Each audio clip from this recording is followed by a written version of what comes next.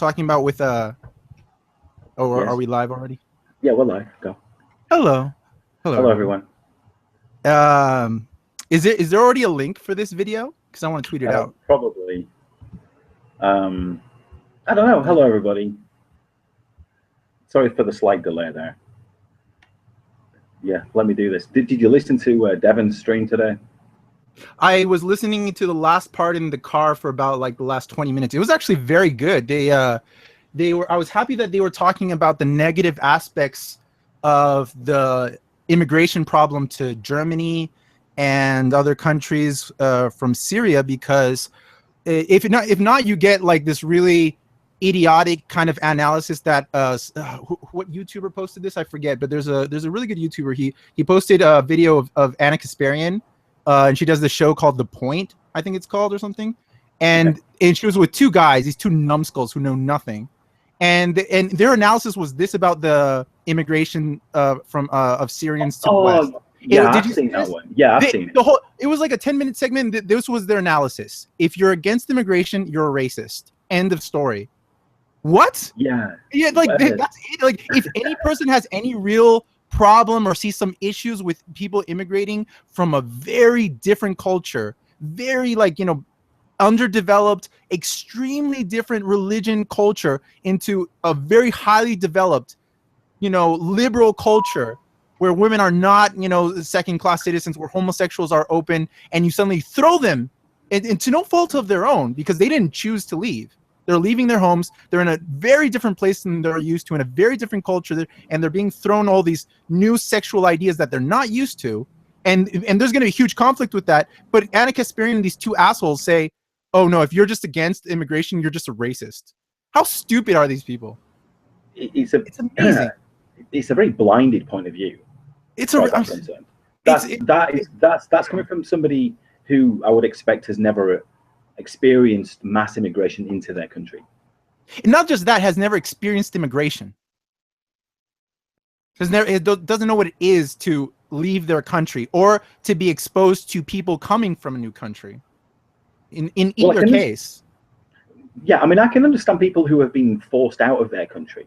And I have every sympathy for those people. Yeah, no, to a large degree, it's like we have to be sympathetic towards those people to the degree we can't expect them to be, open-minded, perfect liberals. No. They're not. There's like, that's not going to happen. But it's an issue. Just because we can't blame them doesn't mean it's not an issue. It's a huge issue.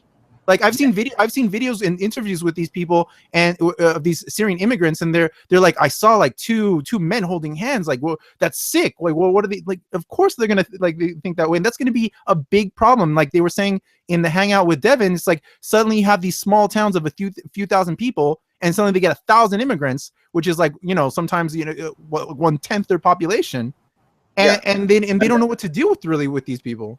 Well, of course, and I mean, it is like a two-way street as well. I'm getting some feedback there, Lalo.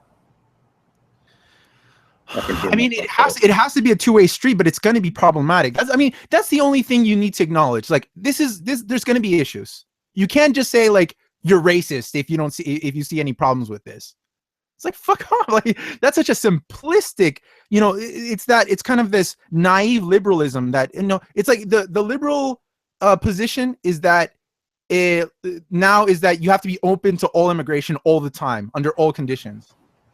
That's not practical at all. No, it's not. No, it isn't practical at all. I mean, it's quite telling that none of these Saudi countries are taking anybody. I mean, why are they taking at least 100,000 or 500,000 immigrants from countries that are way closer to where they are?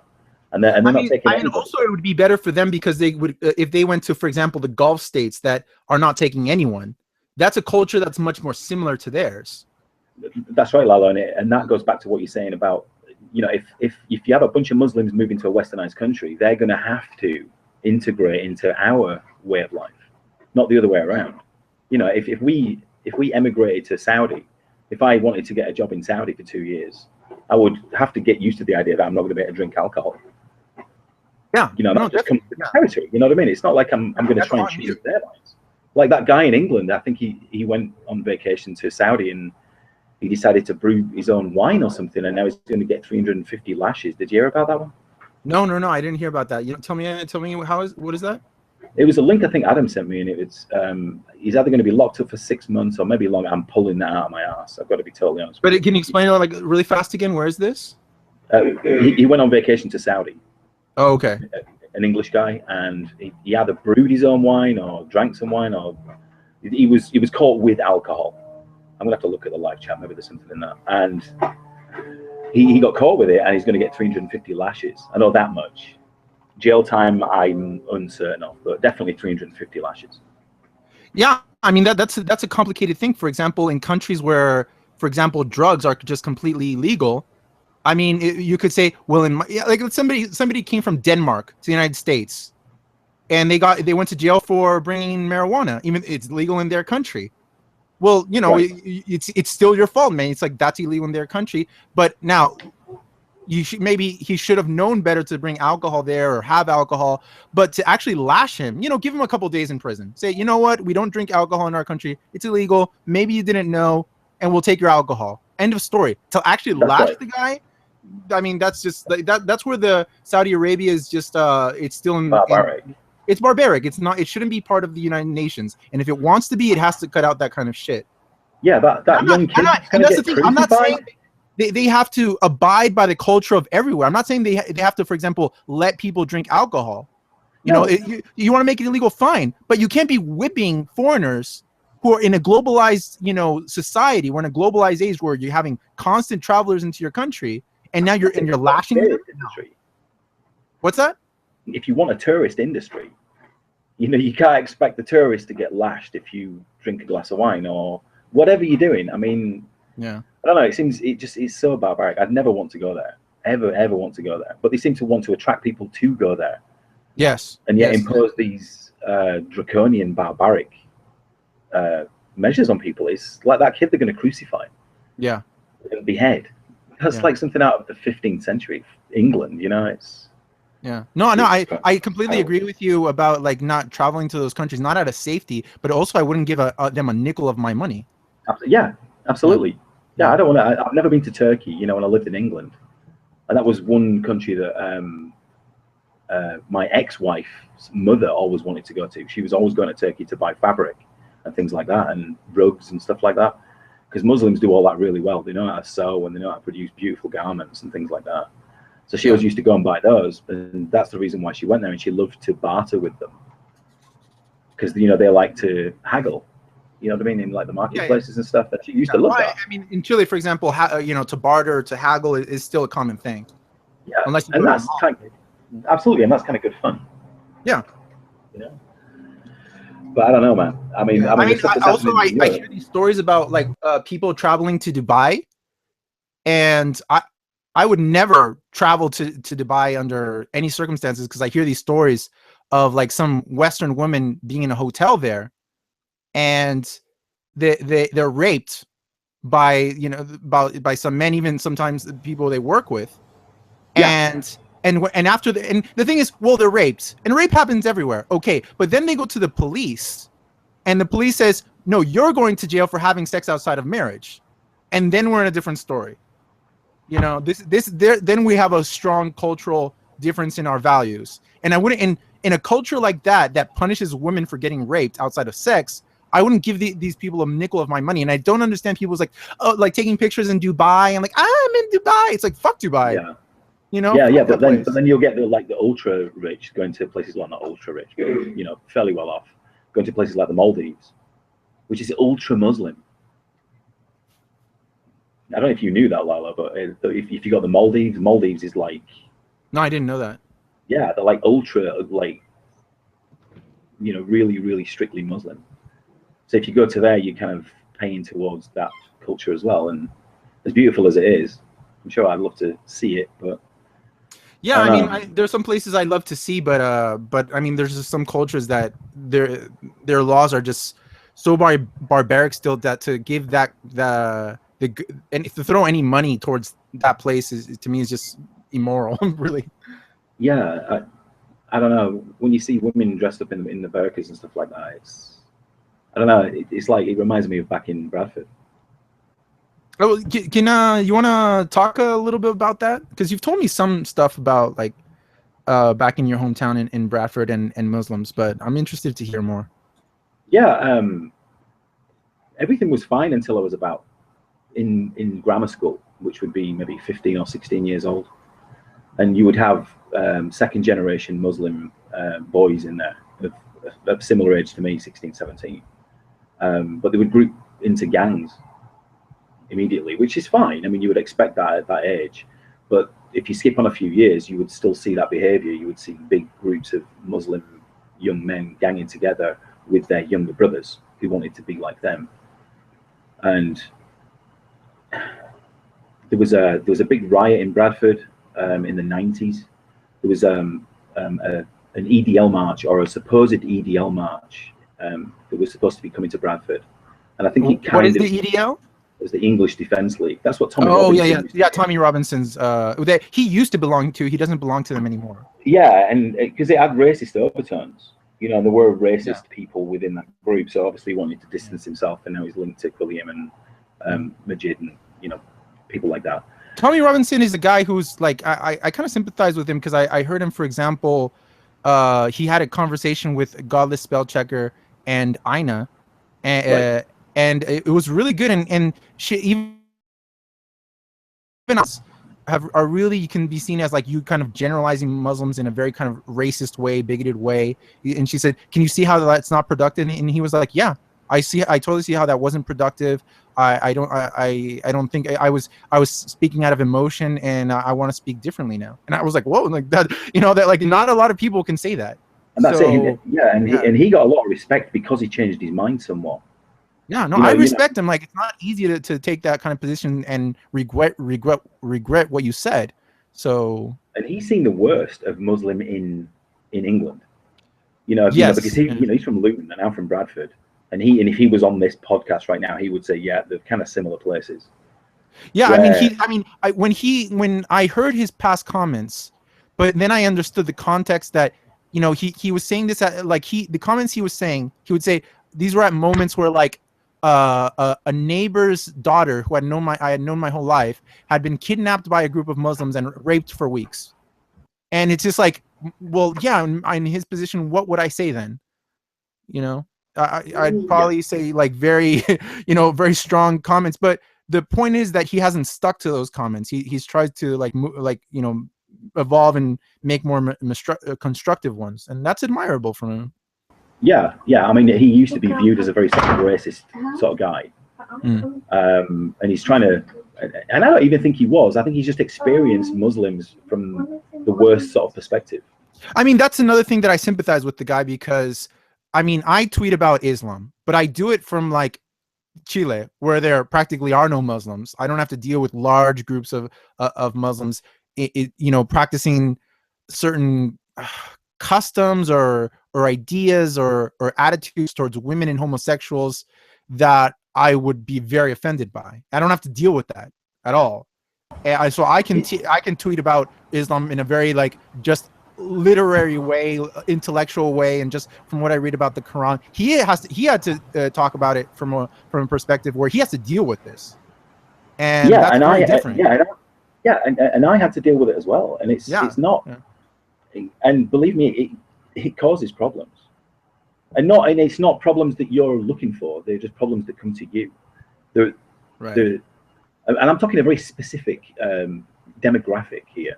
I'm talking Pakistanis in England from, I would say, 14 through to 30 years old, maybe even a little older than that, that want to gang together in England and want to act like you would expect the black culture in America to act. I'm sorry, I've got my son coming down here.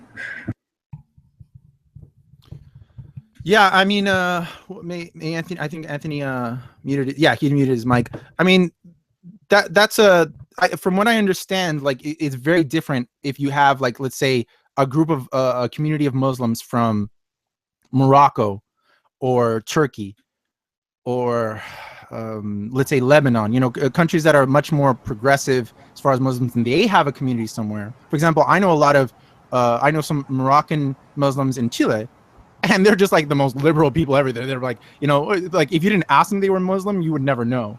Yeah, I mean, but that's very different from like Pakistani Muslim. Right? Yeah, no, but even that, there's nothing wrong with being a Pakistani Muslim in England and having there's nothing wrong with it, but it's and having a Pakistani community within England.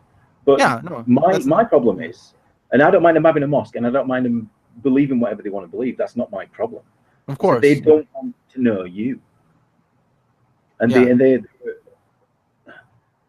Oh my God, it's so difficult to explain, Lalo. I kind of see what you mean. Let me see if I can break it down. For example, you have no problem with, like you said, you're going to get more conservative Muslims if they are from Pakistan versus another place like Turkey or Morocco, something like that. Okay, so you have now a large Pakistani community next to you. No problem. Oh, you're Pakistani, you're Muslim. Oh, you have a mosque. So that's great. Oh, but the thing is, they avoid you. Okay, already we're not friends. Okay, on top of that, you have maybe a gay couple walking down the street, and they have a problem with it.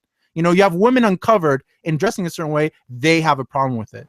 Yeah. So at that point, you're going, whoa, hang on, mate. I don't mind you being here, but they're okay too. Right. But this group of people are now so large and so vocal, and they've got everything that they want.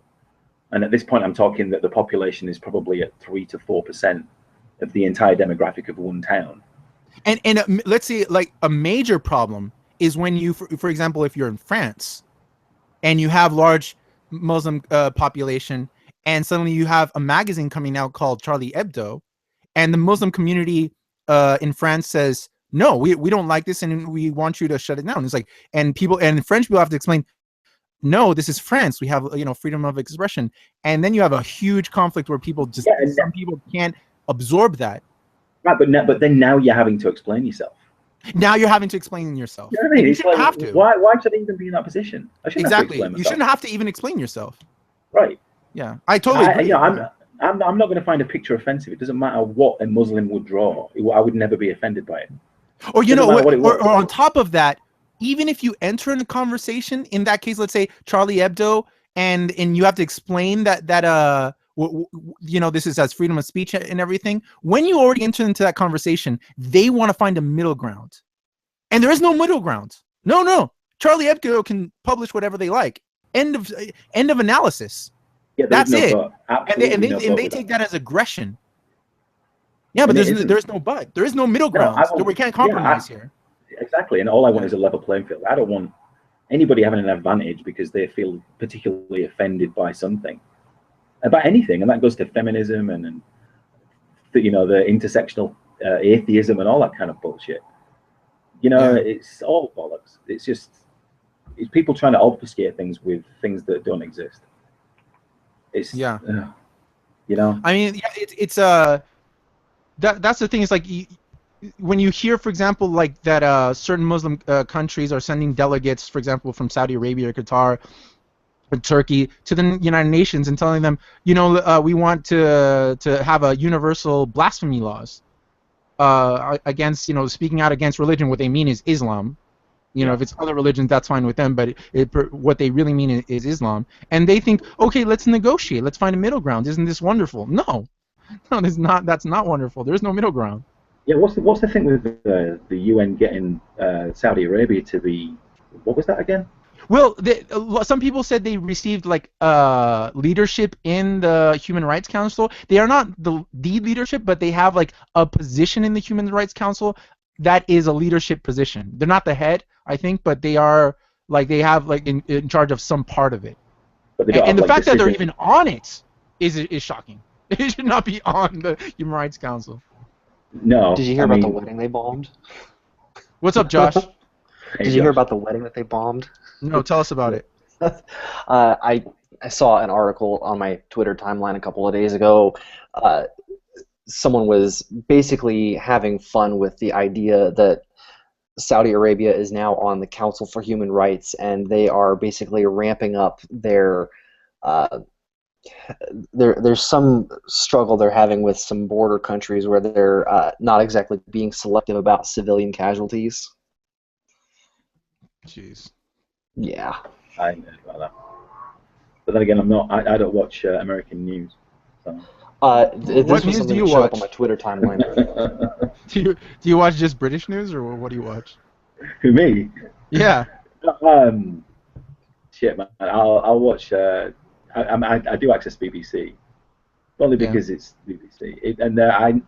I've never realised how left wing they are until I've left England, or left the UK. How left wing they have, or how left wing they have become, especially with regards to Islam and ISIS. I've kind of lost understanding of what left and right means anymore. For example, when you say they're left wing about Islam, I like, to me, I'm confused. That could mean one, like, if you're being left wing, to me that would mean, like in my case, to be left wing towards Islam would to be very critical about Islam. But the attitude nowadays with regressives is to be very apologetic towards Islam. That's the new left wing. But that's actually very right wing, because you don't get more right wing than Islam. So I don't know anymore what these terms mean. But it's all the same religion. It's all just religion. Come on, it's the same stuff. They do violent stuff, and Christians do violent stuff. Come on. I mean, the Buddhists in Myanmar are beheading people. I mean, let's not forget the Buddhists, as Aslan would point out. Don't forget the Buddhists. And don't forget about the KKK. Never forget about them. The KKK, like the 2,000 members of the KKK who are going to be dead in 10 years. And then you've got so you got the BBC that like to I would say gloss over some of the stuff that's happening. As far as ISIS are concerned, they're never going to report everything that's going on with regards to that, or even a fraction of it, to be honest with you. And then you've got newspapers like The Guardian that are you would class as very left-wing as well now, that are so regressive. It's the articles that they put out. I don't know if you ever read any of those, Lalo, but I read them, but it's like it's just, I want to slap myself while I'm reading them. Yeah, but you're asking me kind of what I read, but it's usually what comes across my Twitter feed is what I actually read. And you'll get stories. I pretty much only read Breitbart. Well, that's the thing. That's a weird thing about Breitbart. It's like it's one of those magazines that, maybe 5 years ago, it's like, I probably would have just looked at it to laugh, but now I look at it to get actually real stories, and I'm conscious of the fact that they're extremely right-wing and conservative and everything, but the thing is, they're reporting on subjects that other people are not reporting on. So right. I take it with a grain of salt, and I know who they are, I know their agenda, but they're still going to talk about things that like The Guardian is going to talk about, Cenk Uygur isn't going to talk about. Yeah, but on Twitter this week, I think it was Tommy Robinson that tweeted a 20-second clip of a video with a woman with a carving knife stuck in her head. Mm-hmm. And he said that there was something that happened in Israel, and it wasn't. It was something that happened in Brazil. Yeah. Right. So it's this kind of false propaganda that you get from both sides that I'm very aware of lately. Within this past week, I've tweeted things out that I thought were true, and I didn't check the sources, and they were turning out to be absolutely, completely false. Like you see with the Palestinian, Israel thing, you'll see the false propaganda coming out of Palestine. You see I would hope not as much false propaganda coming out of Israel, because they don't need it, especially with what's been happening lately, which has been incredible, to be honest with you. That video where that car's running into the bus stop, and the guy gets out with a meat cleaver, Jesus Christ. And another guy just starts shooting at him. Yeah, they neutralized him really quick. Yeah, and he kept getting up. I think he took him down 3 or 4 times. Well, I think he was hit with a 9mm. I mean, shit, you can still get up after that, I guess. If you get hit with a 45, you're going to go down, but a 9mm, if you get hit in the arm or something, you can still get up. How many times have you been shot, Anthony? How many times have I been shot? How many times have you been shot? If you look at the size of a 9mm bullet, I mean, compared to a 45. I've fired a 9mm and I've fired a .38 caliber revolver. Right. I have no idea what kind of gun. Yeah, I've done a few. I went with a friend. We rented range time, and we just got a couple of different handguns and bought some ammo and just fired at the paper targets. Oh yeah, if you just let loose, it is fun. As long as you're just shooting at paper and Coke cans and explosives and stuff like that, I noticed there was a lot of people on my Twitter actually commenting about the Israel-Palestine thing, about these people who are like for example, that guy who was in the car, and a lot of people were talking about those Palestinians as if they were in occupied territories, but these are Palestinians in Israel. These are Israeli. Yeah. These are Israeli citizens, and that people will. I've noticed. I saw a lot of tweets about this from the people who are apologetic towards Palestinians, and they were tweeting as if they were in the occupied territories. They are not. So are these people that are being Israeli incited? citizens, almost all of these cases. So Lalo, just to clarify, because I'm sure a lot of people who might be listening, all 20 of them. Yeah. I mean, I'm an Englishman living in America, thinking about Israel and what's going on over there, and I'm sure you have a better understanding of it than I would. But from my point of view, you know, like what you're just saying there, these are not people they haven't just travelled over into Israel to you know, with a meat cleaver in their hand. These are people who are already living in Israel. No, yeah, and of Israel, but they are then being incited into violence. Is that a fair way to put it? Do you think? I mean, that's the thing. What qualifies as incitement to violence? Because I also saw a lot of people on Twitter saying, "Oh, this is the result of the occupation," when it's been reported on every news channel that what incited this is very clear. It's that the Israel prohibited the entering of Muslims, or maybe Palestinians specifically, into the Temple Mount, to the Al-Aqsa Mosque, right? And I understand that was maybe a really bad policy to take up. If they were going to close it down, they should have closed it down to the whole public. But is that a balanced response to that action? I mean, like, if that was in the United States and like if a minority group was not allowed into a certain temple or something, I think a strong worded letter, you know, maybe a peaceful protest, walking down the street and singing songs or something like that. It's like, it's not a balanced response to not being able to pray at a temple, to start stabbing people on buses. But if that happened in America, there would be a strongly worded letter from the ACLU, some threats of a lawsuit, and in 2 days it would be turned around. Yeah. Right. I mean, but how can you justify that on any level? And it also tells you another thing, that the people tell you that, oh, this is about territory. No, we're talking about people who are probably born in Israel, Israeli citizens, not living in the occupied territories in Israel, and incited because they can't pray at a temple. So it's extremely religious, the reason. So and that would incite enough hatred in somebody to drive the car into two people and then another person, and then get out and hack one to death, and then it just seems so crazy, Lala. Yeah, like to say that that's enough.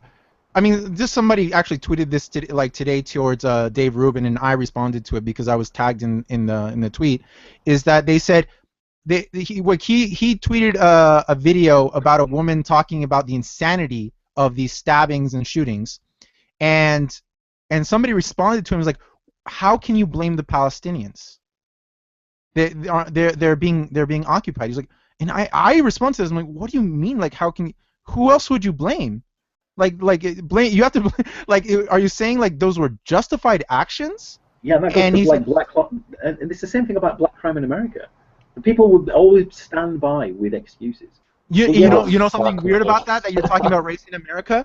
You remember Josh's Blanco argument towards Devin about race in the United States? He said it's like if black people act the way they do because if you treat an animal badly, they're gonna act badly. Remember that? Yeah.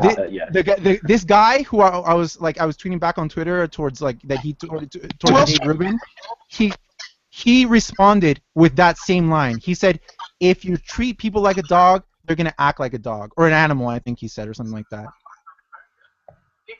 Yeah, and which is such a ridiculous thing. It's so paternalistic. Ralph, can you or somebody can you mute your mic? Hey, Layla, you might get a rise out of this. PZ Myers called me a flaming racist earlier today. Oh God, PZ Myers went off the edge. I used to admire that guy. What the hell happened to him?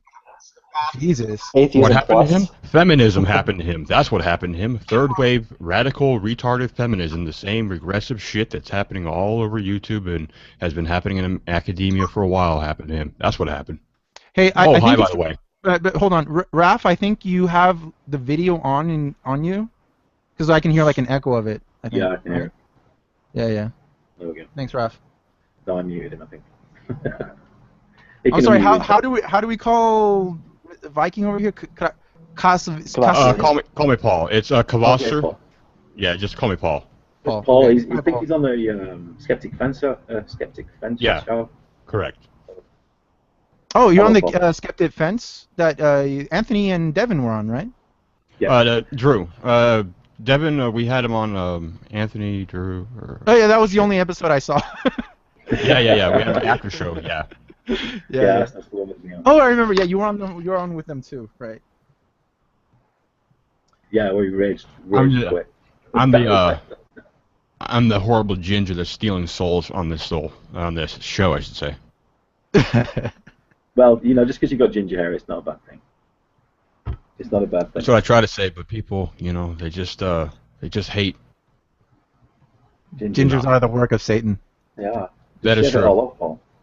I mean, you are evil incarnate. You can't deny that. This is coming from a racist shitlord. I heard P.Z. Myers' name and I had to jump in. I was like, oh god, I know not all about, but I've watched quite a few things on him, read about some of his stuff, read about him too. He's a interesting little squat fella. Yeah. A few of his fans decided to chime in as well after he called me a flaming racist misogynist. So I got some new names on my block list. That's so sad that PZ, is going down that road. But what did you say that caused him to say that? Oh god, I have to dig through my timeline to find this shit now. You don't have to say exactly, just more or less. Basically, it's not far back because I haven't been doing much on Twitter today. Basically, he tweeted out, he had a blog post where he was linking to Steve Shive's video about intersectional atheism. You know that clusterfuck that they put out. What? There is not intersectional atheism. That does not exist. Are you shitting me that that's not a new thing? Where he's talking about how feminism and atheism are natural allies. Have you not seen the video? Oh my god! This is the first time I've ever heard. You must watch that one. You must watch it. You have to watch it. No, Lalo, you gotta watch it. It's only like 9 minutes long. It's great. How familiar are you guys with Atheism Plus? I mean, that's the thing. I've heard of Atheism Plus. I've heard of intersectional feminism. This is the first time I've ever heard of intersectional atheism. Shoot me now. God. We can't just be. I think PZ Myers' point is you can't just be an atheist if you're not against. Or you can't just be an atheist. You have to be like a feminist or something else as well. Yeah. And I responded that atheism is about your God belief and everything else is completely secondary, not related to that at all. And one of his fans or followers or whatever disagreed with me a little bit. I called him out on his bullshit, and then PZ came back in on the conversation. I mentioned PZ once, and then he blocked me immediately, but his fans continued to talk to me until I blocked them because they were just regurgitating the same bullshit that I've heard for the last, 5 years that I've been on YouTube. I was blocked before I even communicated with PZ Myers. Just one of the names that I clicked on, and I found out I was blocked by him. And I've never even communicated one tweet to him. Yeah, the last thing that he tweeted to me was like 5 hours ago. He said, "I am not at all surprised that Edgework is a flaming racist as well as a clueless atheist and a misogynist. Please leave me out of this conversation." And I responded, he's blocked, he's never going to see this, but I replied, "You believe women and non-whites need to be protected, but I'm the sexist, racist, misogynist." But that whole, even just what you said, it should be so obvious that I don't even see point of having that discussion. And right. He'll immediately close it down, and he'll throw labels at you immediately. Yeah, that's the thing. It's like the most intolerant people I find on Twitter that I avoid. At this point I avoid the conversation is Israel-Palestine on both sides. Yes. Like the people who tweet about Israel-Palestine. Like if I hashtag Israel or Palestine, I will get a clusterfuck of notifications of the most just rabid, insane people. So I just avoid the conversation. And the second subject is intersectional feminism. Those people are also fucking insane. Yeah. And these are worse than any Muslims I have found. Any creationists, anyone else. Like those are the two. The Israel-Palestine people on either side, the really extreme ones, or the intersectional feminists. They are people who will just, if you tweet anything at them, any opinion, they will just call you a fucking asshole, racist, sexist, fuck you, and close it down and block you and send all the after you. It's horrible. In real life, though, how many of these people do you actually come across? Because I come across very little. I've never actually come across one of these people in real life. I'm not saying that they don't exist, but I have never come across one. Well, I can't say like half of it. my graduating class. Well, actually, I did come across like some of those people when I was in the U.S., like the kind of feminist types, but not a lot. But this was a while back, so they're probably a lot more now. But I have come across the kind of very extreme position of Israel-Palestine. But the kind of like social justice warrior movement hasn't really bleeded out outside of the U.S. except like some parts of Europe. But like you won't find it in like Latin America or I think other it's quite places. strong in England. I don't Yeah, know it seems like I don't know if Raphael can confirm that one. Can you hear us, Raphael? No. Well, for Well, example, like Bashar Mustafa, like that's in England, right? are you talking to me I there? think that's in the UK. Goldsmith. In UK, Talking right? about the Oh, yes, kill all yes, white yes, men. absolutely, Yeah, that's yeah. England. Yeah. Yeah. I actually knew So- a friend of mine from England actually went to that university, but it was not Goldsmith? like that then. Yeah, Goldsmiths, yeah. Yeah. But it was a lot different then, I imagine. But I think that whole culture's creeped in over the last 5 to 10 years. This blameless culture. This, I don't know. It's incredible. Yeah. Go ahead. I don't know. I find it difficult to understand sometimes, and I'm sure I will come to terms with it eventually. Well, it's difficult to understand because they have so many double standards. I'm not talking about the worst ones though, Josh. I'm not talking about like the otherkins. I'm not talking about those types of people. I'm talking about just the I'm talking the people who are all about identity politics and social justice. They have so many double standards, you can't make sense of it. There is no sense. They don't know what they mean. Yeah, I mean that's one of the aspects about social justice that I find fascinating that isn't really discussed enough is that they will find misogyny around any corner. For example, even manspreading, if you open up your legs too much, the way you look at me could kind of be perceived as raped. All these things. Microaggressions. Right, microaggressions, all these things. They'll say all this stuff. They'll find misogyny in every place, but then they'll look at Islam and they'll think, oh no, this is beautiful. Oh, you're in a hijab, you're in a niqab, that's beautiful. Yeah, did you Like watch, that's amazing to me. It's amazing. Did you watch Dr. Randa McCann's latest one? Some douchebag, male feminist. Did you see that one? No. Oh man, you've got to see it. I mean, it's just this douchebag that's saying that I think he's like mixed race guy, and he's saying that being male is basically a condition. It's not a genetic thing. It's just you sort of bought into the male condition that needs to be. Well, we're technically brain damaged, right? There's a hormone that gets released while you're in utero that does something to your brain that separates the hemispheres of your brain, so you're technically brain damaged. You know that, right? No, I didn't know that. But thanks for telling us. Yeah. It's comical, but it's true. I don't know the full details on it, but there is a hormone that causes something to happen in your brain, and a lot of but it's being misrepresented as a damaged brain, not just a altered brain. Right. There's Hey, like what you were saying. Come in. I'm sorry? And the video you're talking about is called "The Monkey with the Biscuit." Monkey. That's the one, yeah. That is the one. Sorry, Josh, you asked me a question there. Mocha just tweeted at me. She's wanting to get in too. Okay. What you were saying, Josh, about like them not making any sense. For example, from the same this is a long time ago when I first started discovering social justice on Twitter, like way back when I started like doing like all this stuff on Twitter. I ran into some social justice warriors who were talking about. I found a few who said, what was it they were saying? They said that that sexuality is a social construct. That they were saying that for example, if I found like one just example, but there are many who say this kind of thing, that if men weren't conditioned to be straight and heterosexual, they would be bisexual and they would also sleep with men and these kind of things.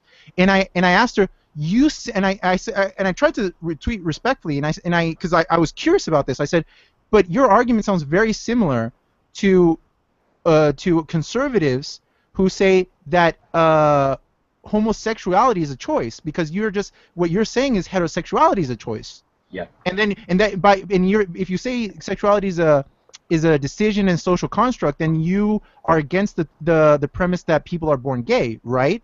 Blocked.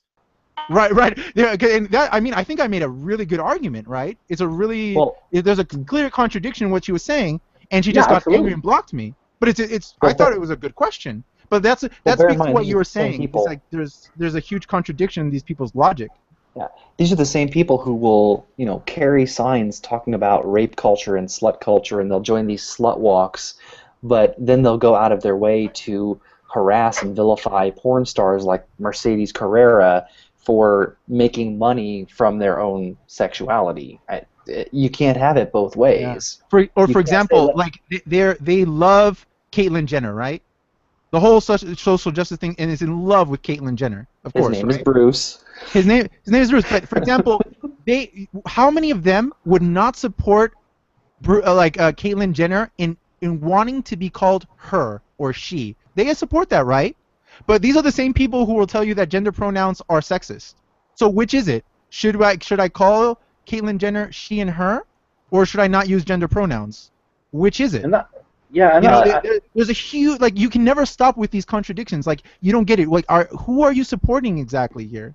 And at that point, Lala, I'm like, shut the fuck up. Yes, I mean, at some point it's like this is meaningless shit.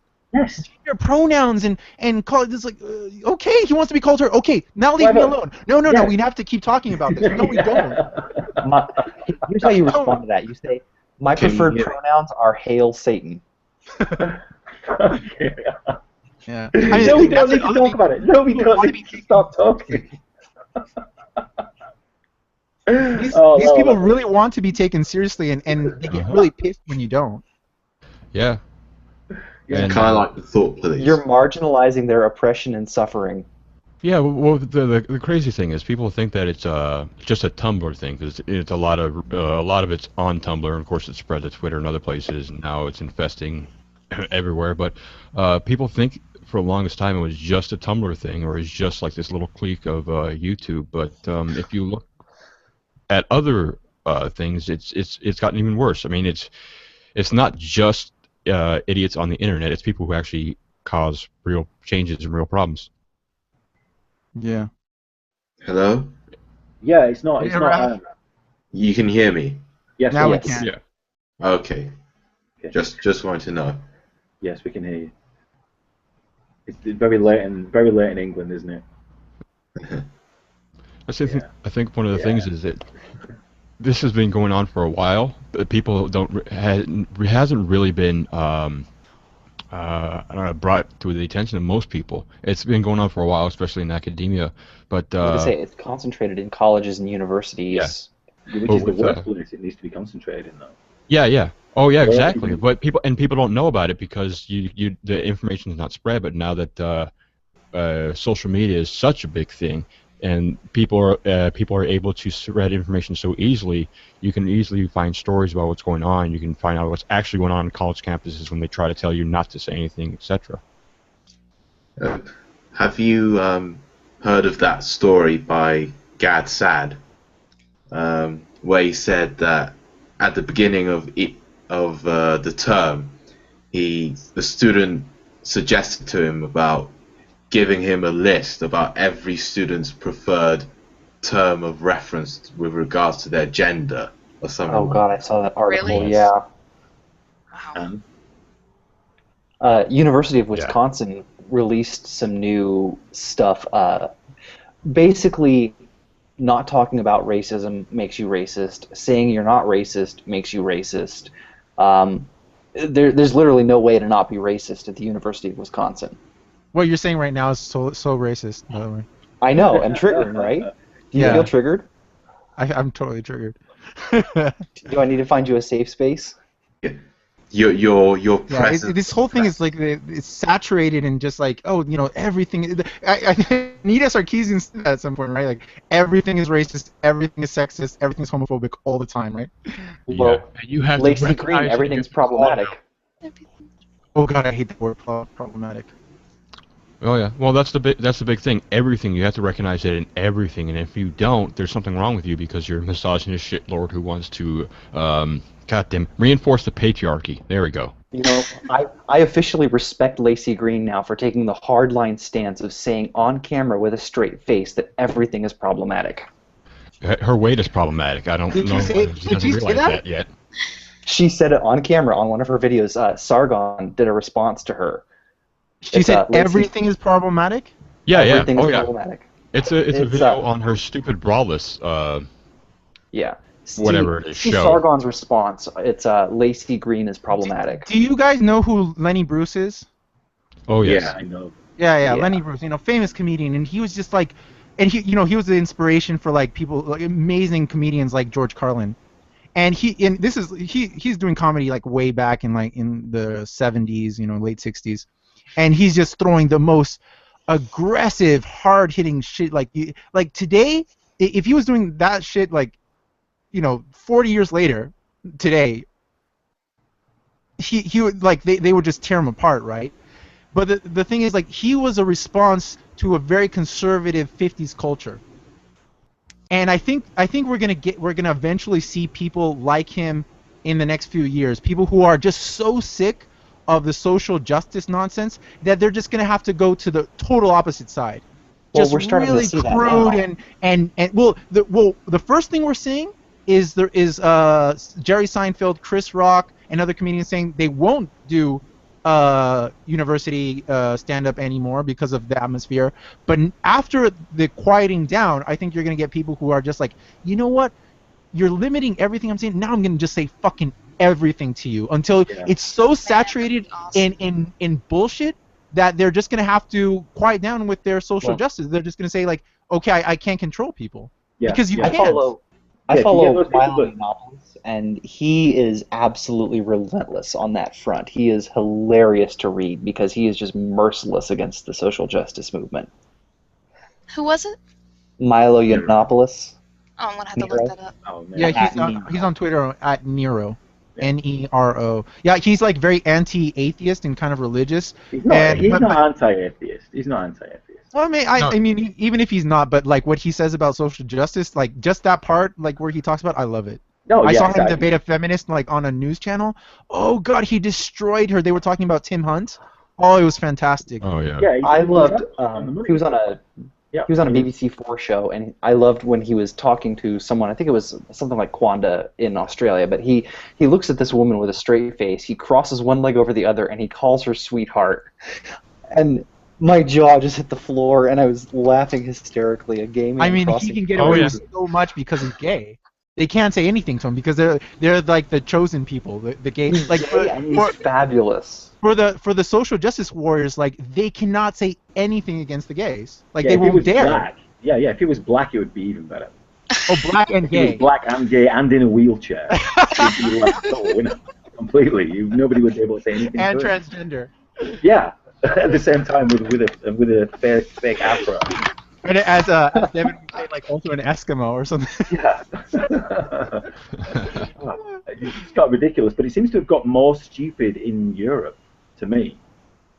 I mean, I could be wrong. I mean, I don't have a child in university or anything like that right now.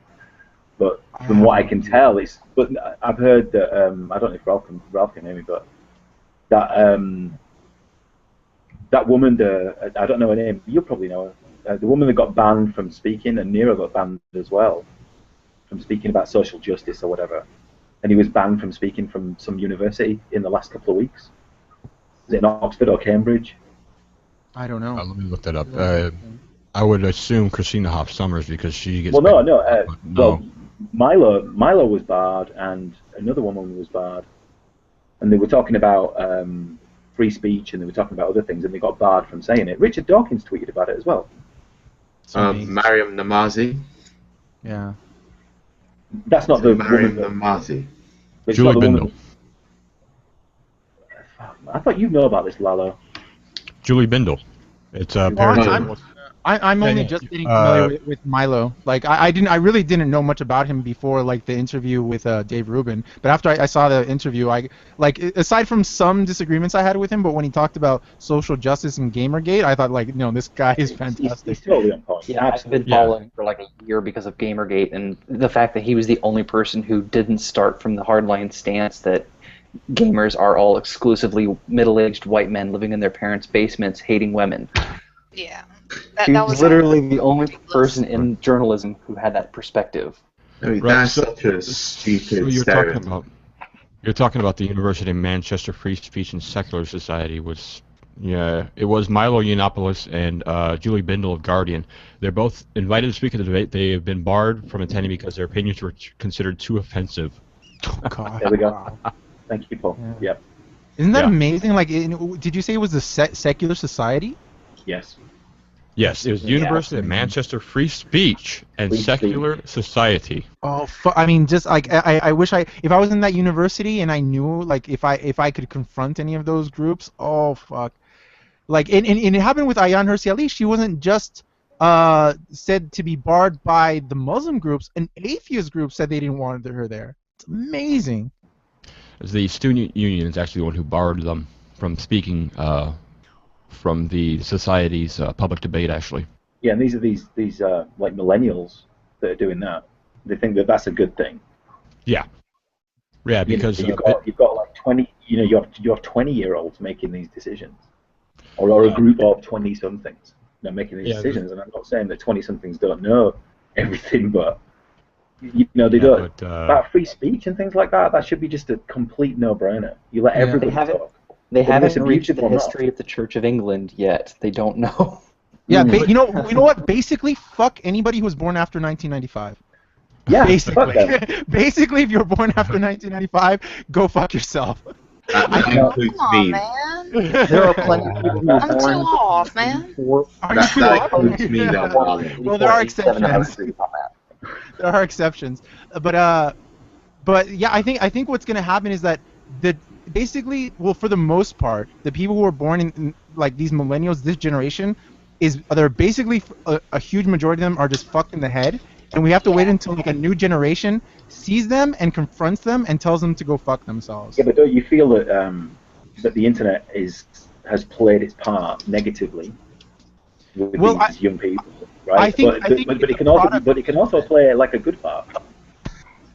Well, I think what happens, you know what I think what happened is that you have certain people, for example, like Anita Sarkeesian or something like that, people I think who are very close in age to myself, who weren't born with the internet exactly, and so we were taught to kind of be respectful towards our proxy, towards the person next to us, but it's good to express our opinion. And suddenly, within their like late 20s or 30s, they go online on Twitter, they express their opinion, and they get a world of shit from thousands of people, right? And they don't understand this.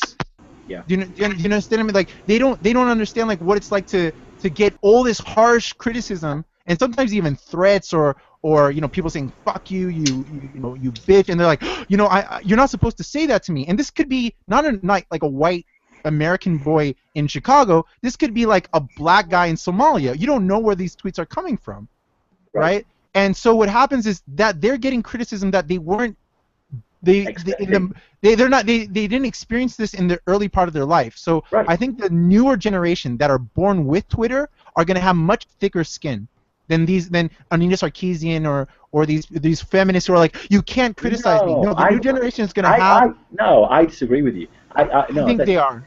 No, this is fake outrage. It's fake outrage. No, but it's speaking to a certain generation. I think the new generation that are more born with Twitter, they're gonna have thicker skin. Like it's a generational thing. We're in between people who are using Twitter who weren't born with Twitter. Right. I mean, but you're talking about Anita Sarkeesian when you talk about fake outrage, but the public she's speaking to is not necessarily faked outrage. They are really outraged because they're getting criticisms they didn't get in their youth. Perhaps. If that makes sense. Perhaps I'm talking about like a large group of them. Yeah, but her outrage is completely fake. Oh no, her outrage is false. She's in it for money. I'm not like it's Yeah, if we're talking specifically about her, but I'm talking about the public who identifies with with what she's saying. No, but the whole social justice warrior thing, I see it as somewhat fake. It's got a very fake veneer to it. There are some Like people it is who buy all into fake it. outrage. There are some people who buy into it. A lot of virtue posturing too. You know, I'm better than everyone else because I'm doing this. Social brownie points.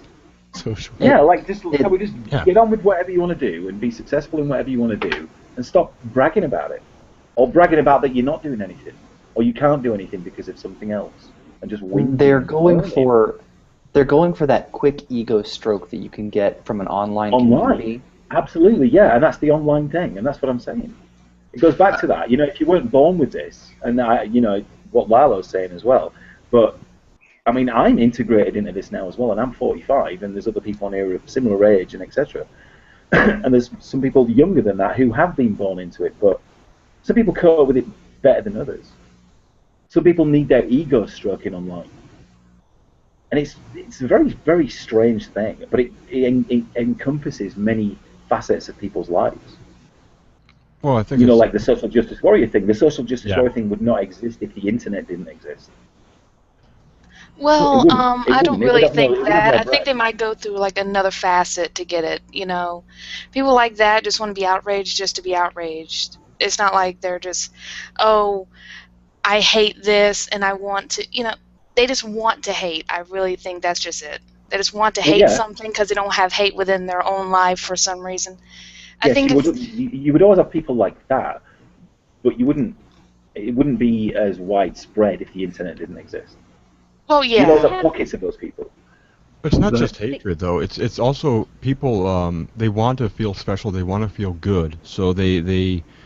I don't know. It seems to me a lot of the people who are doing the social justice warrior type thing don't lead particularly fulfilling lives. So they have to cling on to something else to kind of feel good. So they feel like they're pushing progress, pushing change, being on the quote right side of history, and so they do it more for recognition, for reassurance, for like Validation. wanting some type of good on you, you did something good, and not so much hatred, but more of this acknowledgement and pat on the back. I think a lot of it also has to lead do with strikingly boring. They lead strikingly boring, mediocre, uneventful lives like almost everybody else on the planet. There's nothing special Right. or remarkable about them, but it's a chance to feel like they're on a quest.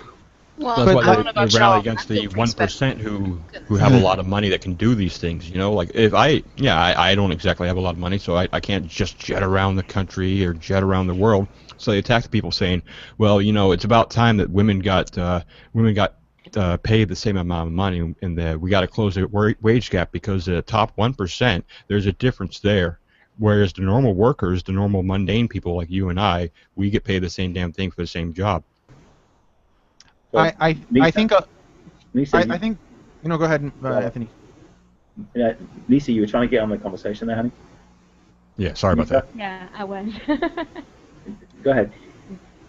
No, I just wanted to add to what was said about the whole millennium and social justice warriors thing, is that these young people, they've grown up listening to some other people in the media and the internet saying, look, it's okay for you to blame everybody else for shit you don't have. It's okay to blame everybody else because your life is not good, but not yourself. Yeah. I don't know if that makes any sense. No, They're yeah, trying to It makes perfect it's a sense. total narcissistic, like movement. Because yeah. I totally understand that. Because sometimes like you're stressed at a job or something, you're like, oh, I'm so misunderstood, and this fucking boss, he's stupid, he tells me to do this shit, and I don't want it, and I have to stay late, and blah blah blah. But maybe sometimes they have to look into themselves and see, hey, am I doing something wrong? Kind of a self-search thing. Am I doing something wrong? Am I doing everything? Or is it the fact that I'm feeling this way fair because someone else is making me feel this way, or because I am myself just faking something else to get attention? Yeah, I mean, you're absolutely right. Like the worst movements in history, and you can look at almost any, really horrible movement. The basis of it is some group telling some other, group of people It's okay that for you to be angry. you are special. You're special because you're white. You're special because you're German. You're special because you're black. You're special because you're a Muslim. You're special because you're a Christian. And they reinforce that idea to death. Oh, we are Christians. We are white. We are we are Japanese. We are whatever. Go to any country. It's either ethnic or national or religious, and they push the idea we are amazing just because we are born into this religion, race, or society. And with that, they get into this unified kind of culture where they can just push that to just hate every other group, and that's what's happening with women, with the feminists. You can see it's like it's not about equality. It's that no, we are amazing because we are women. We are special, and everyone is against us, and this kind of idea. And so you're absolutely right. It's this narcissism. I would divide the feminists into two. I don't like to put them all in the I've seen the not all thing again. I would not identify feminism, the dictionary definition of feminism, to what feminism is becoming today. I refuse to identify that as it is, and I refuse to say #feminism is awful just because these fucked up women, they're saying, hey, we're fucking better than you.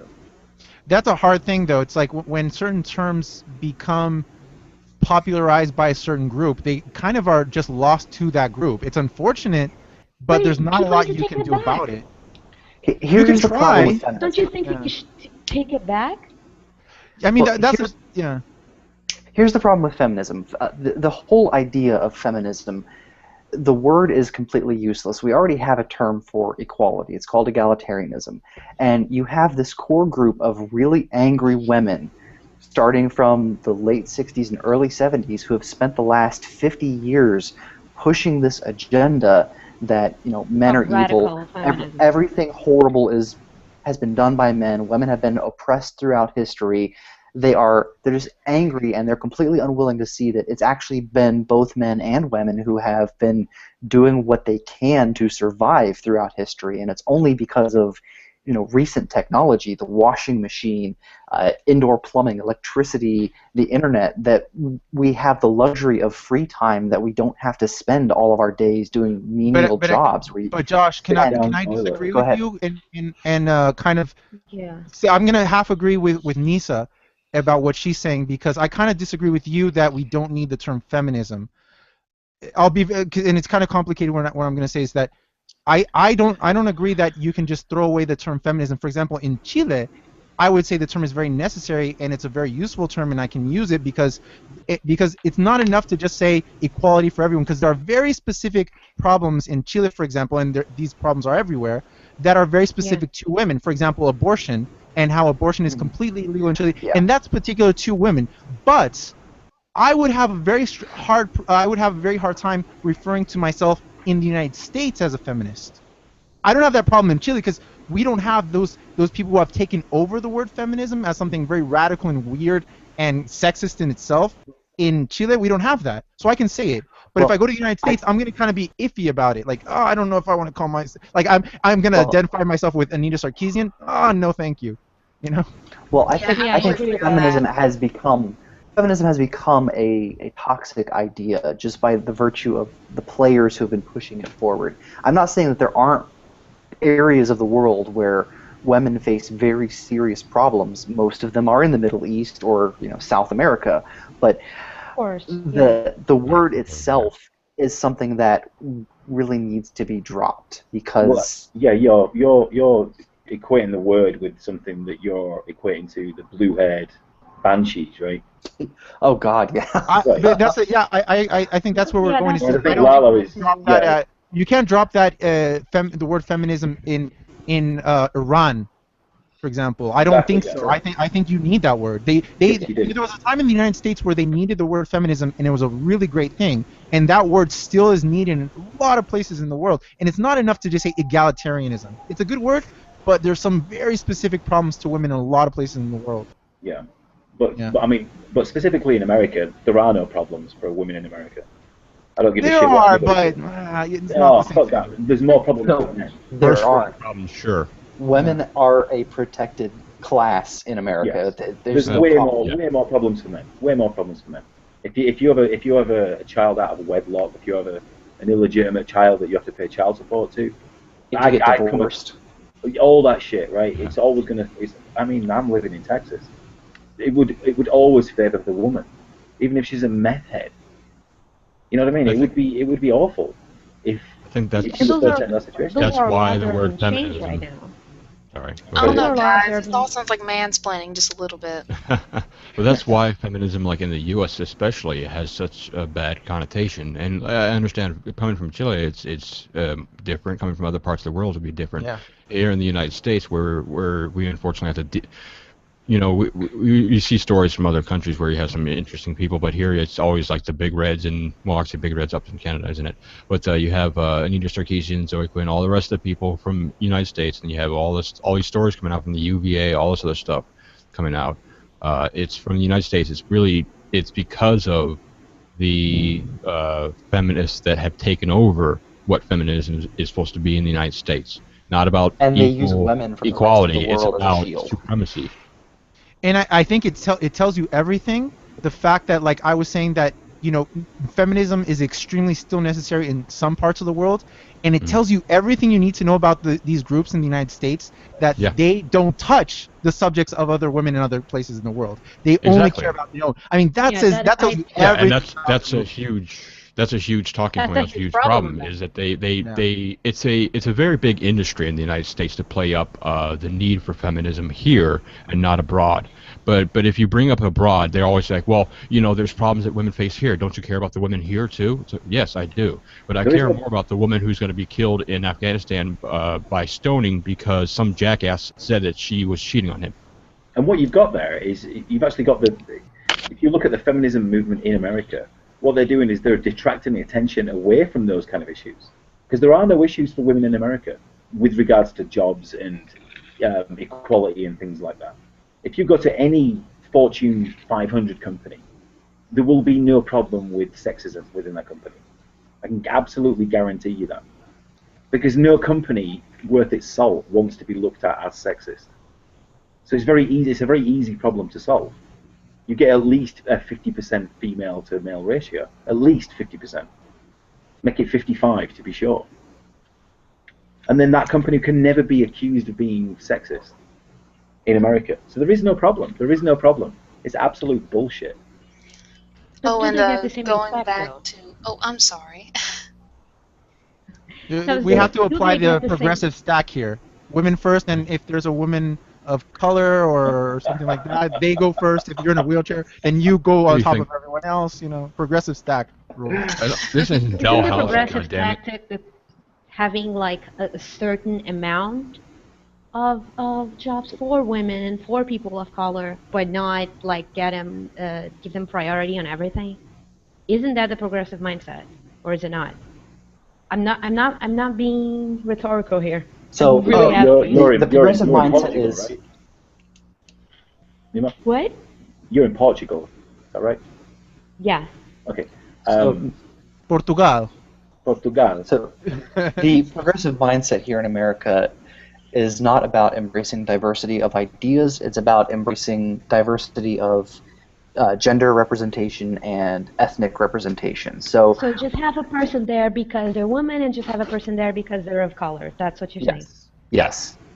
So it's like to make that pretty quota. picture that you do advertising. Oh look, all these people. It's all about numbers, coffee. all about quotas. I'm You'll all talking be about sycophantic, quotas, though. yes, I agree and- with quotas. It's basically what happened to Matt Damon. That he said a perfectly reasonable statement that he wants to he will hire a person based on merit and their work, and people called him racist for that. And the argument was like, no, you have to hire me because not on my work, not on my merit. You have to hire me because you have to be a white guilted straight male and hire me because I'm a black woman. And you have to apply the progressive stack and add me in, despite if my work is worse. Yeah, they're not exclusive. I mean, you can still have diversity and put people there based on merit. Right. These progressive ideals are why we have things like female firefighters who are physically incapable of kicking down a door. Yes. They're I've seen them. responsible for saving it's lives. just- They're there are responsible for reports saving about lives, and they what can't Josh is physically saying. do the I job. saw them. What Yeah. it was, what it was. all right. Yeah, but like we have here female firefighters, and the jobs are like kind of divided. No, but I know Stuff that they what do and Josh is stuff they referring don't. to is that they actually would hire female firefighters to perform Because like no, not just because they would put, like, for example, firefighters, and I saw some report about this, that they have to go through a physical test. They have to be able to kick down a door, put somebody over their shoulder, and walk them down a ladder or down a flight of stairs. And the women couldn't, and certain women could do it, and another group of women couldn't do it. Now, because they had to meet a certain quota for women, they had to hire women they who put the weren't people that capable didn't. Okay. of doing it, Yeah. and that's very dangerous just to meet the quota. Yeah. Okay. Yeah. If you're capable absolutely of doing disagree the with job, that. if you're capable of doing the job, that's one thing. It doesn't matter. Like, I've seen I don't think when any man would I was in say. the army. You know, I was in the army, and I've seen some tough ass women, tougher than me. And so it doesn't matter what your gender is. If you can do the job physically, if you have the attributes for the job, then go for it. But if you're going to lower it just for quotas, hell no. Right. And the Of course, thing I is, don't think any this is highly man kind of would say extreme. otherwise. I don't think today any man would say otherwise. Hey, this woman kicks ass, but I don't want her here because she's a woman. I don't think anybody Right. would say that. Unless Right, yeah, Yeah, I can't remember the last time I ever heard somebody say that, like, of any kind of, unless they were kind of really far right-wing conservative Republican politician or that something like that, but it's yesterday. not typical. I heard that yesterday, but it was like this devout Muslim on Twitter. Yeah, but like just a regular kind of, like, for example, like just a regular white guy in the United States who's kind of like an atheist, who's not really religious and kind of progressive. Like, they're not going to say that kind of thing. It's like, course, the yeah. overwhelming majority of people are They not going even to talk like that way. it. Yeah. They even like it. I kind of get, like, now they're kind of put, like, I saw a report on the Young Turks that got a huge amount of dislikes because they said, they reported that men were sexist and didn't like Ronda Rousey, which pissed me off so bad. No way. I am No such way. a huge No fan of hers. I do MMA and jiu-jitsu. I've been doing martial arts my whole life, and guys are her fan base. Guys who do martial arts like me are her fan base, and they said, and Anna Kasparian said, we're sexist against her. Fuck you! What are you talking about? Guys love her. There's no way. We all love There's no her. way. I was in kickboxing, and she was like the idol for everyone. Of course, guy. I don't know any guy who does martial arts or even doesn't do martial arts who doesn't like love her to death in every way. She's tough. She's outspoken. She's an amazing fighter. She's sexy as hell. What guy is not gonna like her? It's insanity. But they were reporting that a large group of males were intimidated by her and didn't like her. And what? Who are you talking about? It's like two tweets or something like that. Like, what? Talking about the beta males. They based This this is on? Ronda Rousey, not China. It's ridiculous. It really bugged They me. based it on? Yeah. Billboard made that point about on Twitter. He said that 20 people in a hashtag can create a headline. Yeah, it's like the American Sniper controversy that they said, like, oh, their American people are like, there was literally four tweets that were being thrown around all around Twitter as like people saying, oh, it's great that that to kill Muslims, and I loved American Sniper, something like that during that controversy. And I saw those four tweets used as examples on the Young Turks. Just four tweets. That's it. And that can cause like news headlines in the United States. It's tweets. Tweets are nothing, Yeah, like tweets are a measure of people's of the national mood. I mean, you could report that, like, a certain hashtag has gotten in the last 2 days 1 million tweets. This hashtag. Okay, I can understand that. But to report, just give me 3 examples of tweets, and this means that there is some kind of outrage. No, I'm sorry. Like, you can't just show me 3 tweets and tell me there's like a mass outrage. But Lalo, Everything's an it outrage. got retweeted 13,000 times. Everything is an outrage. 13,000. Even so, what is 13,000? Yeah, That's nothing. 13,000 people where? Are these people in Saudi Arabia? Like, it doesn't. It's like a spider's web. I mean, you've got absolutely no idea where these retweets are going. Exactly. Yeah. Could just be a bot that's doing it 50 times. Probably not. I mean, it's It not. could be one of those It's buy not. followers accounts. Well, no, I mean you can only retweet one tweet once as a user. No, but by followers accounts, they make a bunch of fake anonymous accounts that then favorite and retweet your stuff. Oh, Yeah, you can buy followers. A lot of people do it. I know people on the. Yeah. I know people from CNN in Chile, and they told me like like the company says we're gonna buy you Twitter followers. Well, what's the point of that? It's like they. because Yeah, go ahead. Lisa. No, it's just gonna just point it out like when you have a lot of Twitter followers, whatever you say, they go and see your Twitter followers. They go, okay, this person is of some interest because a lot of people is listening to them. Exactly. That is basically just what it is. Yeah, Now it's having this. It's the rule of masses that people go towards where the mass is. If somebody has 10,000 Twitter followers, they'll follow that person because they'll think, oh, this person must have something good about them. It's because so it's tribal, though. That is so tribal. But we're naturally tribal. Tribal is part of human us. nature. Yeah. I mean, I know, but Twitter is so tribal. Like when ever since I got in and started doing stuff, like tweeting stuff or writing stuff or replying to someone, my views kind of like they shift more to the extreme in some cases. And, okay, there's fine, stuff I've changed my mind, stuff I'm more like in the center of it because I've been listening to dissenting voices. That's a great thing. But what happens in Twitter is like, most people, if you're a liberal, like a liberal or a Democrat, you're gonna go on Twitter and just tweet about your shit and just go crazy on the Republicans. If you're Republicans, you're gonna do exactly the same. But well, it's America; they all do that anyway. But on Twitter, it's amazing. It's amazing. An absolute fucking shitstorm on Twitter. It can be crazy, right, Milo? I mean, you also have to be careful with, like, for example, now I'm more careful about how I tweet since I gained like some popularity on Twitter. But in this sense, like, Lalo, we know what you're talking about. No, guilt, Lalo? Is that white guilt? You assholes. But no, what I mean is like before, like people were quicker to kind of, when I gave my opinion and I was nobody, people would tell me fuck you and block me. But now they kind of come at me like with a vengeance, right? Mm-hmm. And now before I tweet it, like bring you to the fight.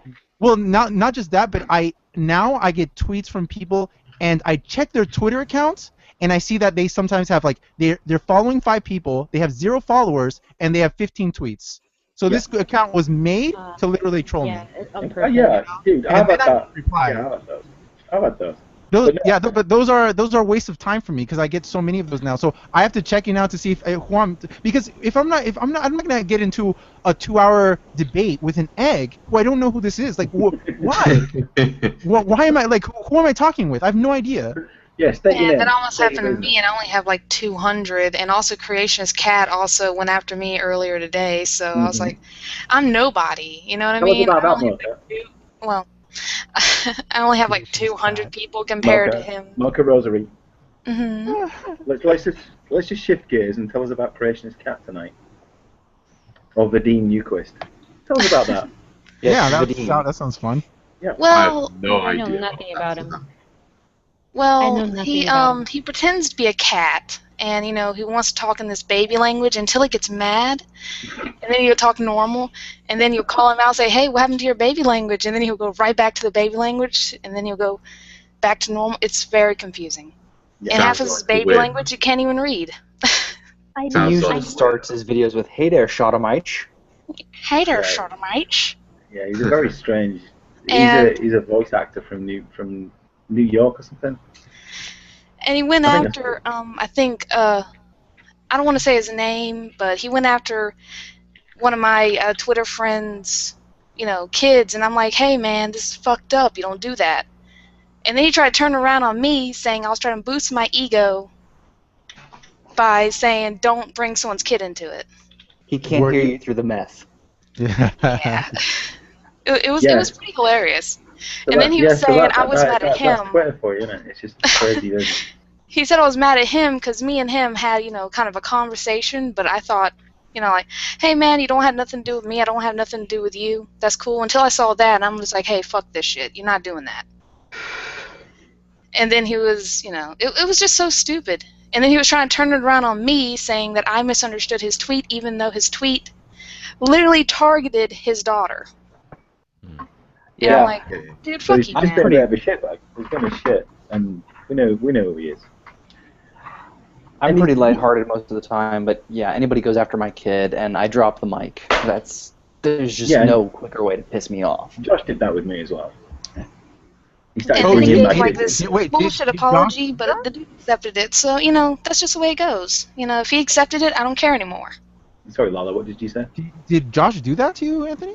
Yeah, they started saying, why don't you go look after your kids instead of being on Twitter and all this kind of stuff. Oh, yeah, he Oh, did. fuck him. Because he He's knew done I that to had me a kids. couple times too. That's Yeah. that's over the line. Yeah, that's bullshit. No one should ever bring anyone's kid into it. And speaking of Josh, he still has not commented back to me about. I sent him a tweet because the amazing atheist followed me. Mhm. Ugh, I feel dirty saying it. But he followed me. And I sent it to him. I'm like, hey, has he followed you yet? Hey, when are you going to do that podcast that they talked about? Hey, man. And he has not responded to anything I've said to him about it. He I won't, think 'cause he's actually ignoring me. he's probably muted you, and then he'll end up blocking you. Yeah, I'm continually sending it, saying, hey, send this to him. But that's how you end up with an echo chamber, I guess. I've been accused of that, and Devin's been accused of that, and I only block people that have no argument whatsoever, and they just keep repeating the same ridiculous point over and over again. Then I will end up blocking them. I've only blocked like Sorry, two go ahead. people, I think. I've got I have no idea. I've got a ton blocked. I have no idea. I have keywords that lead to me blocking people. Most of them are Tumblrisms. Yeah, that doesn't really bother me. I've still got bronies. I've still got Casio. It doesn't Following bother me. It's just it makes me realize that they have no opinion. So block. There's no point talking to you. Well, I'm not going to block somebody that just wants to watch or look at what I type, if you know what I mean, on Twitter. If they're not going to respond to me, I don't care. If it's the people that want to engage with me that I'm more concerned about. If that makes Right. sense. If you. Sorry, go ahead, Paul. I think it's just saying that, if they're just regurgitating the same shit from Tumblr, it's like, well, he's not going to add anything to it. Well, also, I get people who just blow up my notifications with within 10 minutes. I'll have 50 tweets from them, and then just I just don't want to look at their tweets, so I block them so I don't have to look at them. And they can still look at my tweets. There's still ways to see my tweets. They could even reply to my tweets. I just don't have to deal with them. So it depends what they're saying. If it's just a stupid point over and over again. I've seen a few Twitter users that follow me that just repeat the same thing to many different people just to see if they're going to get a rise out of them. Yeah, And it's pretty easy to check, and you just kind of ignore those people. They don't necessarily need blocking, unless they're going to come at you like you're saying. Yeah, I know what you mean. Over and over You again. just ignore them because some of these people you have to be careful, because if you start a debate with a lot of these people on Twitter, they don't stop. They don't take a pause and you're like, oh, you know what, I have to do something. They have all day to just keep tweeting at you. And I've been in arguments that last full days, and I just don't do it anymore. It's a waste of time. On Twitter as well, with 140 characters, you can't do it. No, Twitter is there to make a point. You can either, it is there to make a point. It's not necessarily to make somebody look bad or good or whatever. But if you can make a point, then that's what it's there. It's a micro-blogging site. That's what it's classed as, isn't it? Each little tweet. It's a micro-blogging site. Yeah, it's a micro-blogging site is what it is. Yeah, it's not a good place for debate. No, it's not. It's not a place for debate whatsoever. It's not. Yeah, and But it ends up being because it's very easy to be anonymous. Yeah.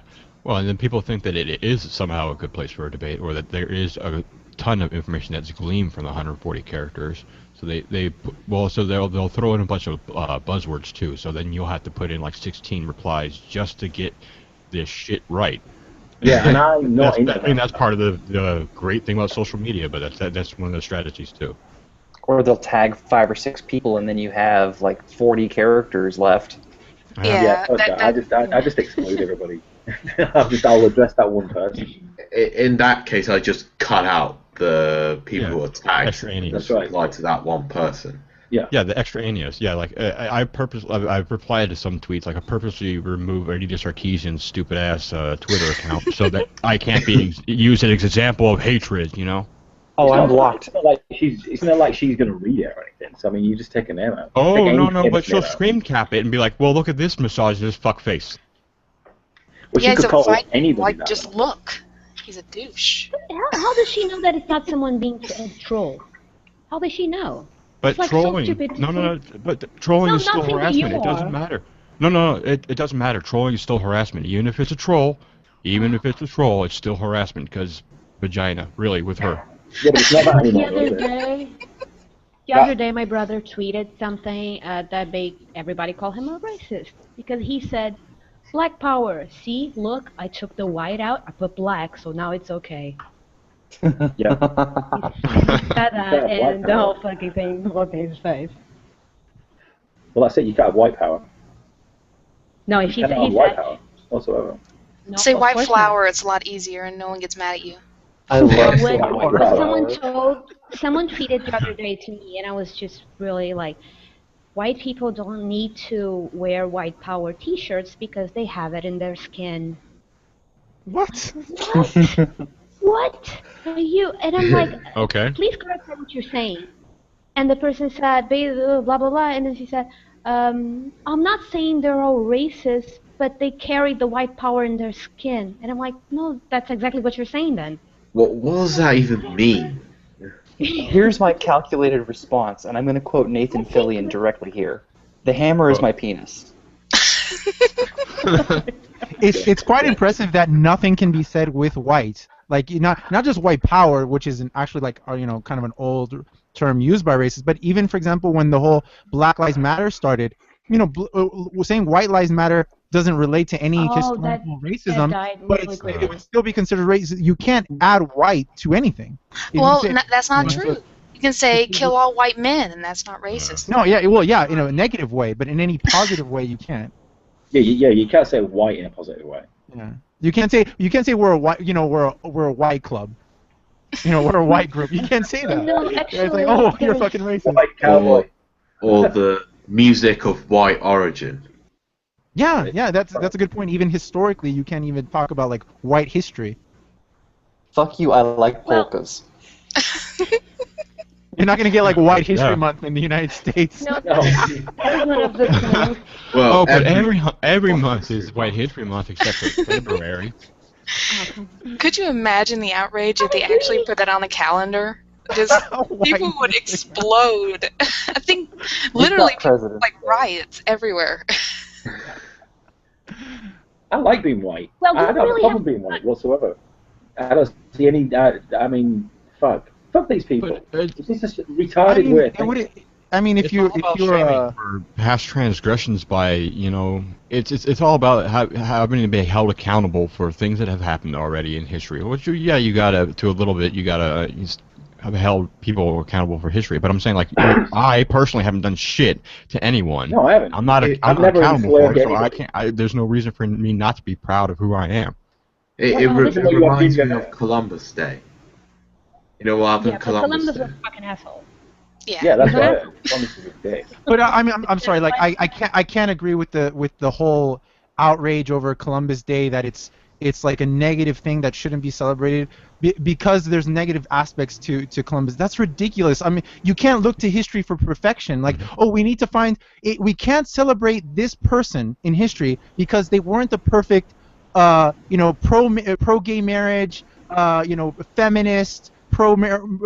Legalization of marijuana. Like they have to have every perfect thing unless you don't celebrate it. We You would don't In fact, celebrate Columbus like was like he anything. wasn't. Yeah, Lalo, try Columbus this was like exercise. Columbus was a dick, though, right? He was a dick. That's Yeah. fine, but he was of historical importance. That's all you're really celebrating. Or It's a actually, big right, deal. Washington's That's a it. dick. Franklin's a dick. A lot of people are dicks. I mean, Well, Malcolm X was a dick, and they still celebrate him. So. yeah, I'm Martin Malcolm Luther X was a King. dick. And he said kill all white people. Martin Luther King was a dick. All right. Well, Try this on for size. Magellan Lalo. wasn't No, a Martin dick, Luther I King was think. much Josh, better. Josh, Martin go Luther ahead. King was I love Dude, Martin Luther I King. don't. Josh. I don't think we should honor Columbus because he made a mistake. He miscalculated the size of the Earth. Why are we honoring someone who's shit at math? That's true. It's not not- honoring. It's Just celebrating an important. It's in celebrating an important event. It could even when you celebrate important events. Wait. What event? The discovery of America. The Was no, discovered no, by no, him. no. There's people in America already. If Leif Erikson, goddamn. Yes, but America is what it is today because of that event. If not, it wouldn't be what it is. I'm just saying that, you know, it's like, Yeah, but I get it, but I'm just fucking around. like you don't celebrate him because this is like I don't understand. Like did the people complaining now think that they were celebrating Columbus Day because he was like the perfect person? If they thought that, they were the ones who were wrong. They were. That's not why we're celebrating. Hello, it's an important event, and it doesn't cease to be an important event because he was a dick. You know, the founding fathers of the United States you don't celebrate the cease to event. be important because they had slaves. That's the thing, Lalo. What it is, especially here now, it's that the idea that if the person did anything wrong, if they're on the wrong side of history, mind you. Oh God, I hate that term. I know. I know. If they're on the wrong side of history, if they've done something wrong, if there's something wrong about their character, then no matter how good they were, any type of praise on them is bad because of their flaws. You have to concentrate on flaws, never on the good parts. But the thing is, with Columbus Day, it's not about Columbus himself. It's about the but it's the innovation and the era that he lived in. It's a misdirection to the flaws about the person, about how white and how racist and blah blah blah. Yeah. I mean, in the United States, when you guys are young and you celebrate Columbus Day, you basically learn that on a certain day in a certain year, Columbus arrived on the Nina, the Pinta, and the Santa Maria. I even know this. You know, in 1492, Columbus sailed the ocean blue. All these, you know, like these good things about, you know, history, and the day reinforces that idea in the minds of children, so they realize the importance of that day. That's the relevance of having that holiday. It's not saying, oh, this is the perfect human being who you have to model your life as. When did these social justice warriors think that this was the reason for that day? But they interpret it that way. Yeah. No, but what they're doing is they want to make sure that they're raising awareness of how bad of a person Columbus was. So while we celebrate the fact that he came over and he landed with the ships, we still have to recognize. Remember, we still have to recognize that he was a horrible person. And to not do that while we're praising him or praising a day that he landed or whatever is somehow a bad thing. And we must. That's the mindset, I should say. Can we do the same thing with Malcolm X, or would that be racist? No, right side of history. Right side of history. Oh, damn. Also, he's black. Sorry. Check your privilege. I'm automatically racist now. I read Malcolm X's autobiography last year, and there's a lot of things. Malcolm X was a terribly interesting and fascinating guy, and I loved reading about him. But he was extremely sexist. He was extremely racist. You know, he was not a civil rights leader. He actually criticized the civil rights movement. He called the March on Washington the farce on Washington. He was against other civil rights leaders like Martin Luther King. So. Yeah, no, he wasn't like a person that you should model your life after at all. He wasn't even in favor of integration of races. He can't be racist. He didn't have power. It is funny that you see a lot of Muslim Americans, you know, especially the more activist types. You know, they always quote Malcolm X, don't they? Yes. Mm-hmm. Yes. Yeah, I mean, but you know, that's the thing. Like, we're talking about Malcolm X and judging him. We're talking about Columbus and judging him. To me, like, there's no point in judging these people like morally, like judging the founding fathers morally, judging Columbus morally. Like, yeah, it's fascinating to learn that, you know, there's a big slavery part to it. I found it fascinating to learn the negative and positive aspects about Malcolm X, but what am I gonna sit there and start throwing his autobiography at the wall and say, oh my God, he's a racist, and start running around my house? It's like, oh my God, like this is pointless. It's fascinating. It's just interesting. You should learn about it. Yeah, it's just interesting tidbits. Yeah, I mean, like, they were men of their time. To judge Columbus as some kind of like morally, it's like, wow, like what's the point? An interesting fact, there's a band called Typo Negative who actually did a song based off of one of Malcolm X's speech called Kill All White People, and it's sung by a white guy, and black people got so outraged when they sang the song. He's like, it's a joke! Well, it's Yeah, real. and the to thing is, that Malcolm political X, like did it on purpose. you can't judge Malcolm X on like the first 20 of years of his life. He was an extremely different person. Then the next next 10 or 15 years of his life when he was part of the Nation of Islam, and then the last 5 years of his life, again, extremely different person. So when you celebrate, when you talk about Malcolm X, who are you talking about? You know, the person, the last guy of last 5 years of his life, when he was in the Nation of Islam. These are extremely different people. So you can't judge him on certain words he said or actions he did. It's Do you too guys difficult. remember the Spike Lee movie about him? I watched as a kid. I don't remember much. I don't know if they washed any of that away, or if they. Yeah, If it no, was I just a can talk portrayal about by that Spike because Lee. I saw the movie. I mean, I had seen it when I was young, Yeah, me obviously too, many buddy. times, but I saw it recently after I read the I don't autobiography remember. again. I don't remember And much. they did there was well, the main thing they washed away was everything about his religious belief. He believed Okay. extremely bizarre things. Like I think it's chapter 11 in the autobiography where his brother comes to jail and converts him to Islam, and there he talks in specifically what the Nation of Islam believes, and it's really racist, fucked up shit. That is, nothing of it is mentioned in the movie. And so there is a big, kind of whitewashing, or should I say blackwashing of the autobiography. But Islam racist? You don't say. I don't know any negatives. I don't know any negatives to Martin Luther King's life. At least I what read I've his studied. autobiography Did right it after before? after Malcolm X, and MLK amazing guy. plagiarized a lot. I don't want to Did he? know. Did he Yeah. plagiarize? Leave me my safe place. He plagiarized a lot. Oh, Leave me that's my safe interesting. place. But I mean, His- I liked Martin Luther King. He's His extremely doctorate different was I guy. love him. plagiarized. I think Yeah, he's no, amazing. his writings were way ahead of his time, I think. You saying there's the Jacqueline Yeah. Glenn of the Black Lives Matter movement? Pretty much. The Jacqueline Glenn of the Black Lives. What? I'm just saying. Jacqueline Glenn. Jacqueline Glenn. Do you guys The only think he's reason, gonna bounce the only back reason from he's that? kept his accreditation is because he was assassinated and he's black. I know, but Josh, you're talking about things I don't understand. I don't understand. You're way more educated on it than I am. So I'll just go quiet. I'll just mute my mic and I'll be like, daddy. Let's talk about Jacqueline Glenn. Is she gonna bounce back from her plagiarism thing? Never. She's No. gonna disappear for 3 months. She'll come back with another masturbation video, and it'll be, Didn't she get all over ripped a again. new one on the Drunken Peasants? I thought she got ripped a new one. That's Will what I she heard. appear on the I Young haven't- Turks again? Yeah, I haven't. Oh yeah, would she appear on that? That's a good point. I wonder if that'll actually mess that one up. Unlikely. They'll show anybody, won't they? Really? I actually wanted to backpedal a little bit when you were talking about the whole race thing. I just want to add something that I need to get out of my mind this Yes. week.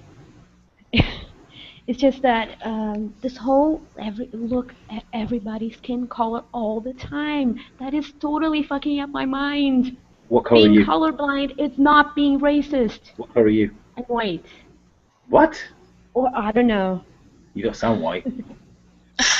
Uh, You sound white. She sounds brown. to That's me. racist. Yeah. I'm not. but I didn't But I understand do, what however- do you mean? What do you mean, Nisa? I couldn't understand really what you meant. Regarding Anthony's question, I do, however, have my great-grandfather was from Cape Verde, Okay. and my grandmother was a descendant of native Indians in Brazil. So you're not white. There's no way you could be white. No, I am, because my mom's family, they're I'm clear. It's not a they're prerequisite. from Germany. Well, I can send you a Anthony, don't you know, picture. once you get a little white, in you, it just bleaches everything else out. Yeah. No, my dad, Kill the he non-white looks person. Latin looking, like Hispanic looking, but on the side of being more like a tan color. That's my dad. My mom is white, blonde, blue eyes. Have you heard this woman trying to convince me how white she isn't?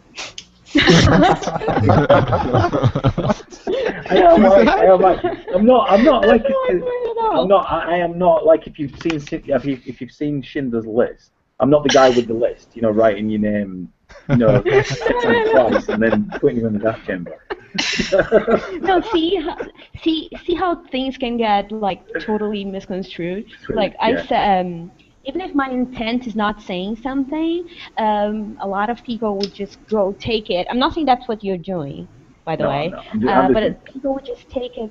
I know, but people would just take it and just put some intent in your head when you don't have one.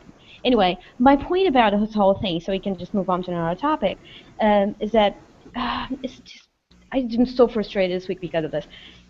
Of course there's a problem with racism everywhere. There is racism, we need to talk about it. Of course. Institutional racism needs to be addressed. Of course. But, like, can we stop making everything about race and skin color? No. Yeah. People so much. No. That's racist. That's gross. Yeah, absolutely. Hell, like earlier this week, someone asked if I was mixed, and I told them no, and they told me yes, you are, and walked away. So I'm like, and then they yelled, "One drop counts." What does that mean? If you have one drop of anything in you, you're mixed. And I'm like, I'm a German, so sorry. No, I'm just saying. Well, I'm proper mixed. I'm just saying, just stop making everything about skin color. Yeah. What are you again? Long live the Jugerian. Jugerian. You're a little bit Jewicorn. Half and half. You know, like, I'm going to give you an example. This video, there's like a video by Francesca Ramsey. I know you guys love her. I know you. Oh my God, she's like one of my top 10 people. I hate her. I know you despise her. Love her so much. Fuck, I hate Francesca Ramsey so much. Anyway, so I have no idea who this person is, but I hate her already. She's terrible. I'll send you some videos by her. You'll hate her in 2 seconds. Wait a minute, Francesca. I know that is that writer / video person who does really bad racist videos? Yeah, well, she does like social justice warrior videos for MTV, and she has kind of like these. Yeah, she has like kind of this Rasta big hair, and it's just horribly anti-white, you know. Yeah. Okay. Yeah. Okay. Yeah. So she does really racist shit in the name of. I mean, if there's white racism, like racism against white people, like she is it. I mean, hardcore. Like white, like anti-white racism. She should fucking team up with Black Hitler. They can do real well together. Oh my God, isn't that an exaggeration? I think a little. I do have a question. I hate to sound ignorant. Who is Black Hitler? Black Hitler is he's a YouTuber, right? Yes. Is he that gay guy that? No, he's not gay. No. He is not gay. He is same gender loving because gay is a oppressive term by the white man. Oh, yeah. I think he's I actually think he's. Because we're Neanderthals. I'm sorry. I've heard that he's actually like a parody of that guy that was in The Fifth Element. Okay. That black guy with the blonde hair. Oh yeah, Chris Tucker. Chris Tucker. Yeah, that was funny. That's funny. I mean, if he's a Poe, that's a great Poe. Yeah, because he convinced me. Poe's law. I've heard that he is. I don't know. I don't know. With anyway, how much passion he has, it doesn't seem like he is. But you know, I could he's playing a part, to be honest.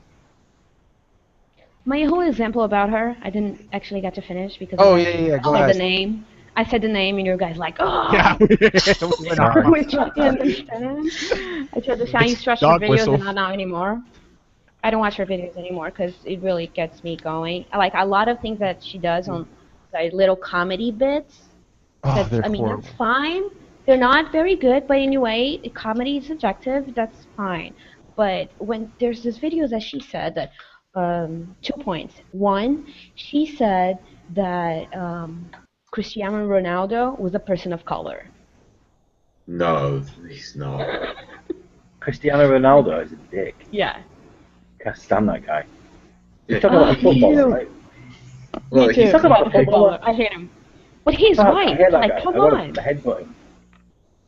Yeah, he's Caucasian. He's Caucasian. Yeah, he's like damn it, it's like he's from the same place that I have family. He's got a very good tan. That's yeah. it. I mean, come on. He's not a person of color. Why? He's oppressed. Oh, Cristiano Ronaldo is so oppressed. I'm a person of colour right now. I've got quite a good tan. Does that make me a person of colour? You know, that's my favorite thing about being white. I No. can get a tan. Sorry, And I was then just wondering second, You want to talk about? I'm sorry, go ahead.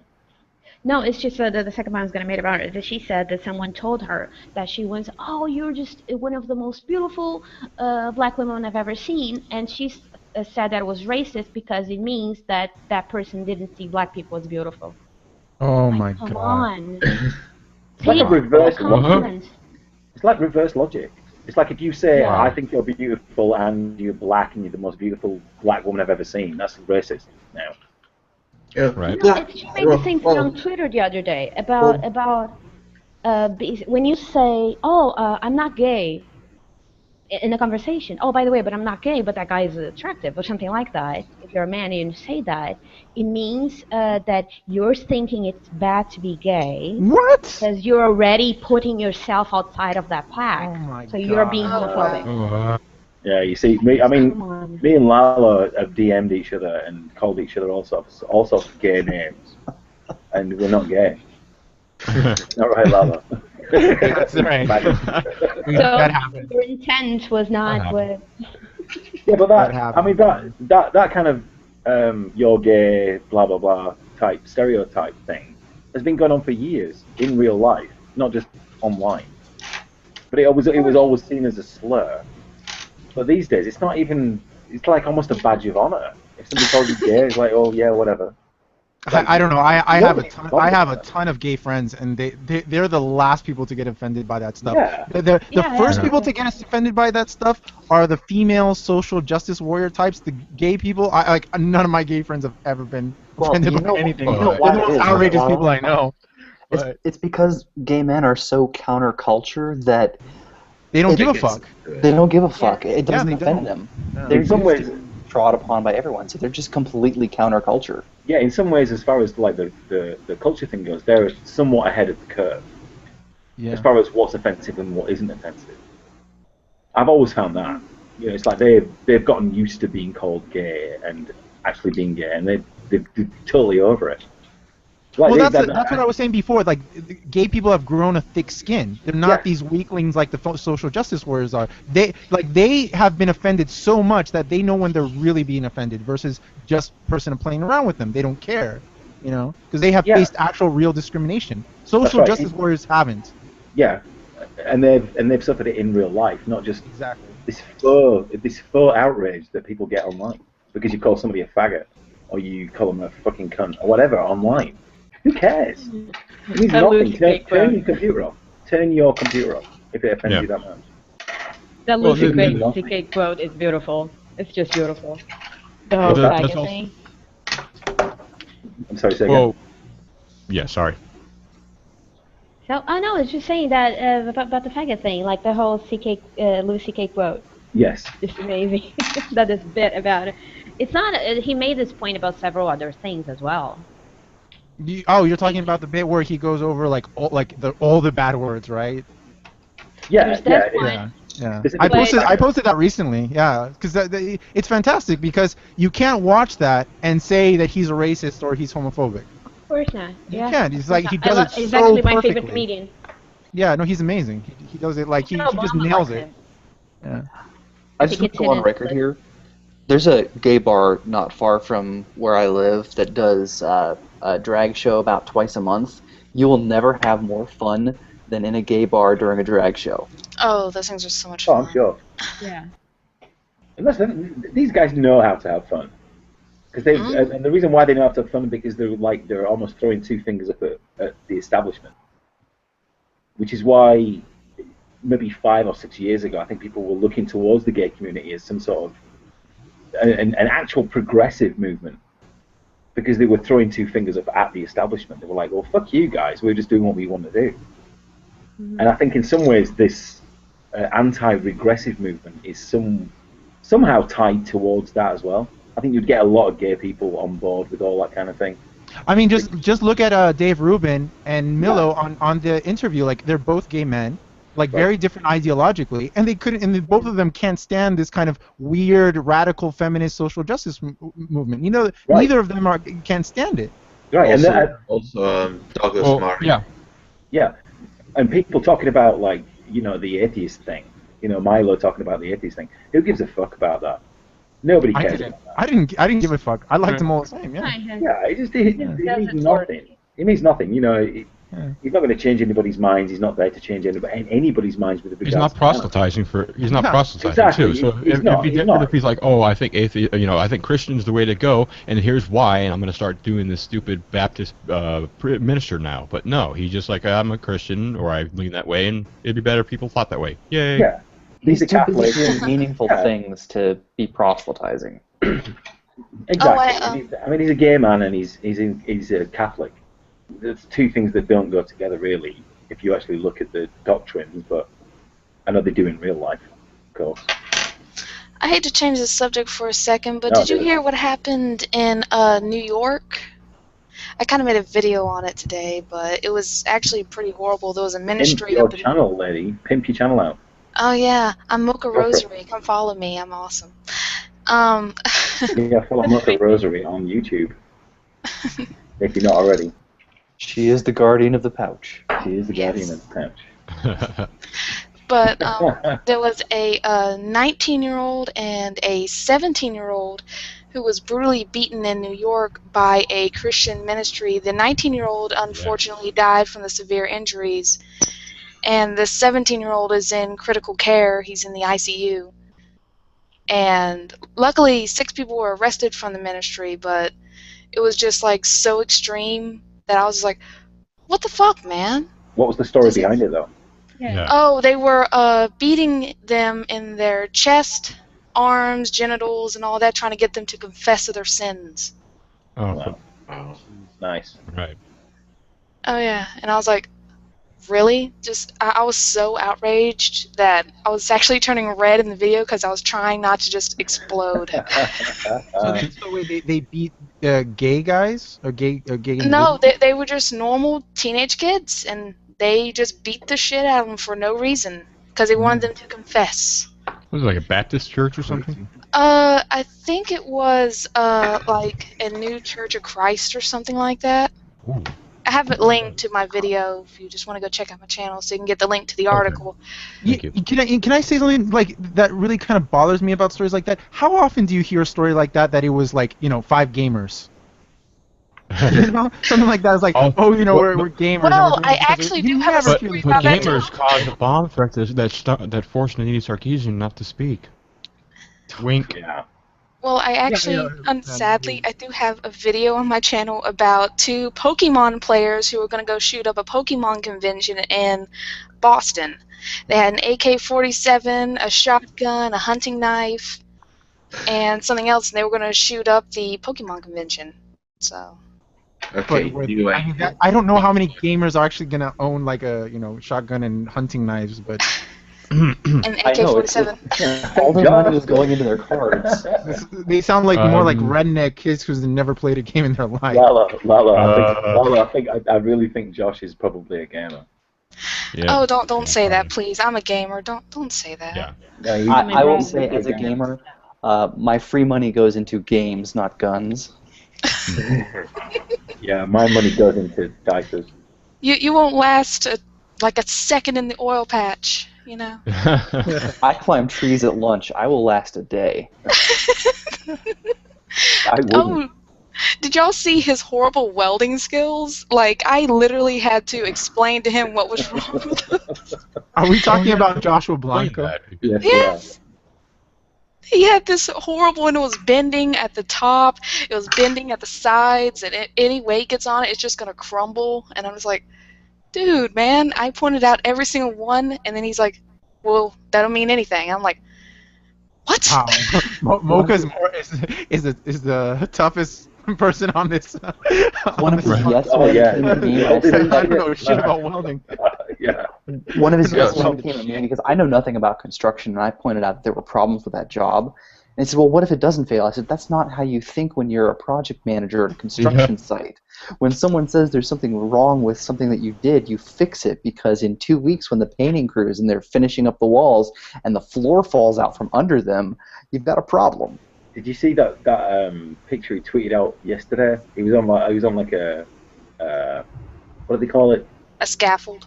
Yeah, not a scaffold, but he was like on a cherry picker, or lift? whatever they call it. Oh, Yeah, on the lift. Yeah, thing. cherry picker. And he had like, and he tweeted out to what's his face? What's he called, that gay guy? Mr. Repzion. That was it. Oh yeah, I've seen his videos. Yeah, and he said, He's like a kid. He looks like he's 12. He's not quite, but like, yeah. He's like Peter Pan. He never gets Repzion is old. another plagiarist from the Jacqueline Glenn camp. Is by the he? way. Oh yeah, he's plagiarized multiple videos. Wow. Anyway, so Josh is shot. Probably good shit. He was sat in this cherry picking thing, and he took a selfie of himself and tweeted out to Mr. Repzion saying, "If you have any questions, please ask." Oh yeah, I And wonder. he got nobody replied to it or anything. Nobody could give a shit why he was doing. Well, what I he was doing. wanted to, but then I was like, he ain't worth my time. So Yeah, who I've cares already about that? destroyed him on every level. Yeah, Is Devin done with him now? Say again? Is Devin done with him now? Oh, yeah. Now that the copyright strike is gone? Well, Yeah, I heard he he's might pretty be much making done. one last video just for like a complete destruction and just like a big fuck you video, pretty much. But I don't know if he's gonna do it. No, he's not going to do it. Yeah, probably not. He's got. I mean, if you think what Devin's doing, he was playing chess with Cenk Uygur. I have a question for you guys that used to watch Young Turks before. How could you stand that? Mm-hmm. Seriously. They weren't. They have not always been as bad as they are now. Yeah, no, I used to watch the Young Turks also a lot for a few years. Yeah, I recognize it. you. It was really that. different. It was super I think I watched like 3 videos and I was like, Actually, I actually recognize Lalo from that prior to him doing all this stuff too, because I've seen him like around with the TRT stuff. Did you? Yeah. Yeah. But what, like 2013? From that era? I started actually watching them in 2009. I didn't. Okay, like older stuff, really. Cenk has Yeah. Well, no, but increasingly become a I'd caricature seen of them himself. regularly all the way through.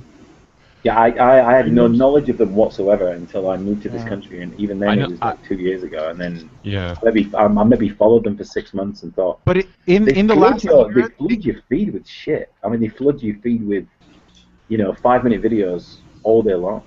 But they actually morphed in 2 different ways in the last year. One was the big change when they went after Sam Harris, and they just went full on, like first against Sam Harris and then just full on against atheists in general. And the other thing is that they just became a total race baiting site, which they weren't before. Mm-hmm. Now it's just like white people and black people are all suffering all the time. They're all oppressed. And it's like Devin pointed this out. Like if you just kind of skim through their videos a little bit, you'll see images of their video. Like the picture on the video is either the KKK or the Confederate flag, multiple times all the way down. Yeah, they used to. It's crazy. Sorry. Now, the first video I saw of them, this is my introduction, so brace yourself, was the video after the whole Ben Affleck thing. That was the first Young Turk video I ever saw. So from then on, I'm like, fuck off. That was a really big changing point for a lot of people. That video brought me into social media. Yeah. Literally, I hadn't done nothing before that. Like I went to YouTube and made a video right after I saw that. Yeah, I saw your video, like the first video you made. Yeah, that's what I was. They literally pissed me off enough to actually get into this. Yeah. Actually, I felt like if I did a video for that, I would go like, what? But what? That's how I was. I was like that for weeks. I was like, "What the fuck is going on?" Yeah, what are you talking about? There's a definite change. There used to actually be more of the progressive left, or what the idea of progressive left is supposed to be type of media. And what they started doing is they modified the way they did their content. They modified how they were gaining money into more of a BuzzFeed type model, where it's clickbaity, it's race baiting, it's these buzzwords, it's these quick, stupid ass things, a lot of sophistry, a lot of emotional wording. You feel like you got a lot of information, but you got nothing out of it really. Yeah, And, like before the videos. Viewing other places and saying like, oh, look at Raw Story this, Think Progress this other outlet this is what we think about it, instead of actually doing news, or they actually generate news when they're supposed to only report it. Like, you actually can't see any video anymore without it involving Cenk at some point screaming at the camera. Like, every video now he's just yelling, he's getting emotional. It wasn't always like that. Now he's just it's emotional reactions to stories, and with no real content or deepening in the information. It's just like, you're going after the Muslims, you're going after black people, how dare you, fuck you. It's just yelling. It's pathetic. Of course. There is a reason why. There is a reason why he's the Bill O'Reilly of the left, because he's adopted so many of yeah. I know. I hope. Good, great. He's adopted so many of the mannerisms of the charismatic speakers and the people who do well in pushing and peddling bullshit, and they sound very authoritarian while doing it. They sound very good. It sounds like they're making reasonable argument, but they're really just using emotional rhetoric a lot of the time. Yes, that's a very good analysis. Yeah. Tide goes in, tide goes out. How do the tides work? You can explain that to me? That's a Bill O'Reilly quote where he was talking to David Silverman, the atheist, and he's like, tide goes in, tide goes out. You can't explain that. And David Silverman had this perplexed look, like, what the fuck? His face was priceless. It's like, are you really this much of a moron? He's like, you said tide goes in, tide goes out? What? I don't know if Bill O'Reilly's a moron so much as he's become a caricature of himself. Well, yeah, but still the look at the face was like, are you a moron? Did you see with Dave Silverman and Devin last week? I think it was not this week, the week previous to that, where Devin showed him the artwork that he'd done. No. Did anybody see that? No, was that on Twitter? I missed it. Yeah, on Twitter. No, I didn't see that. Well, he's getting all the caricatures done, like, by the artist. Oh yeah, I saw he posted those, like, the kangaroos, yeah. Yeah, so it was me and Dave Silverman. I told you on DM. Well, I said. I remember. Yeah.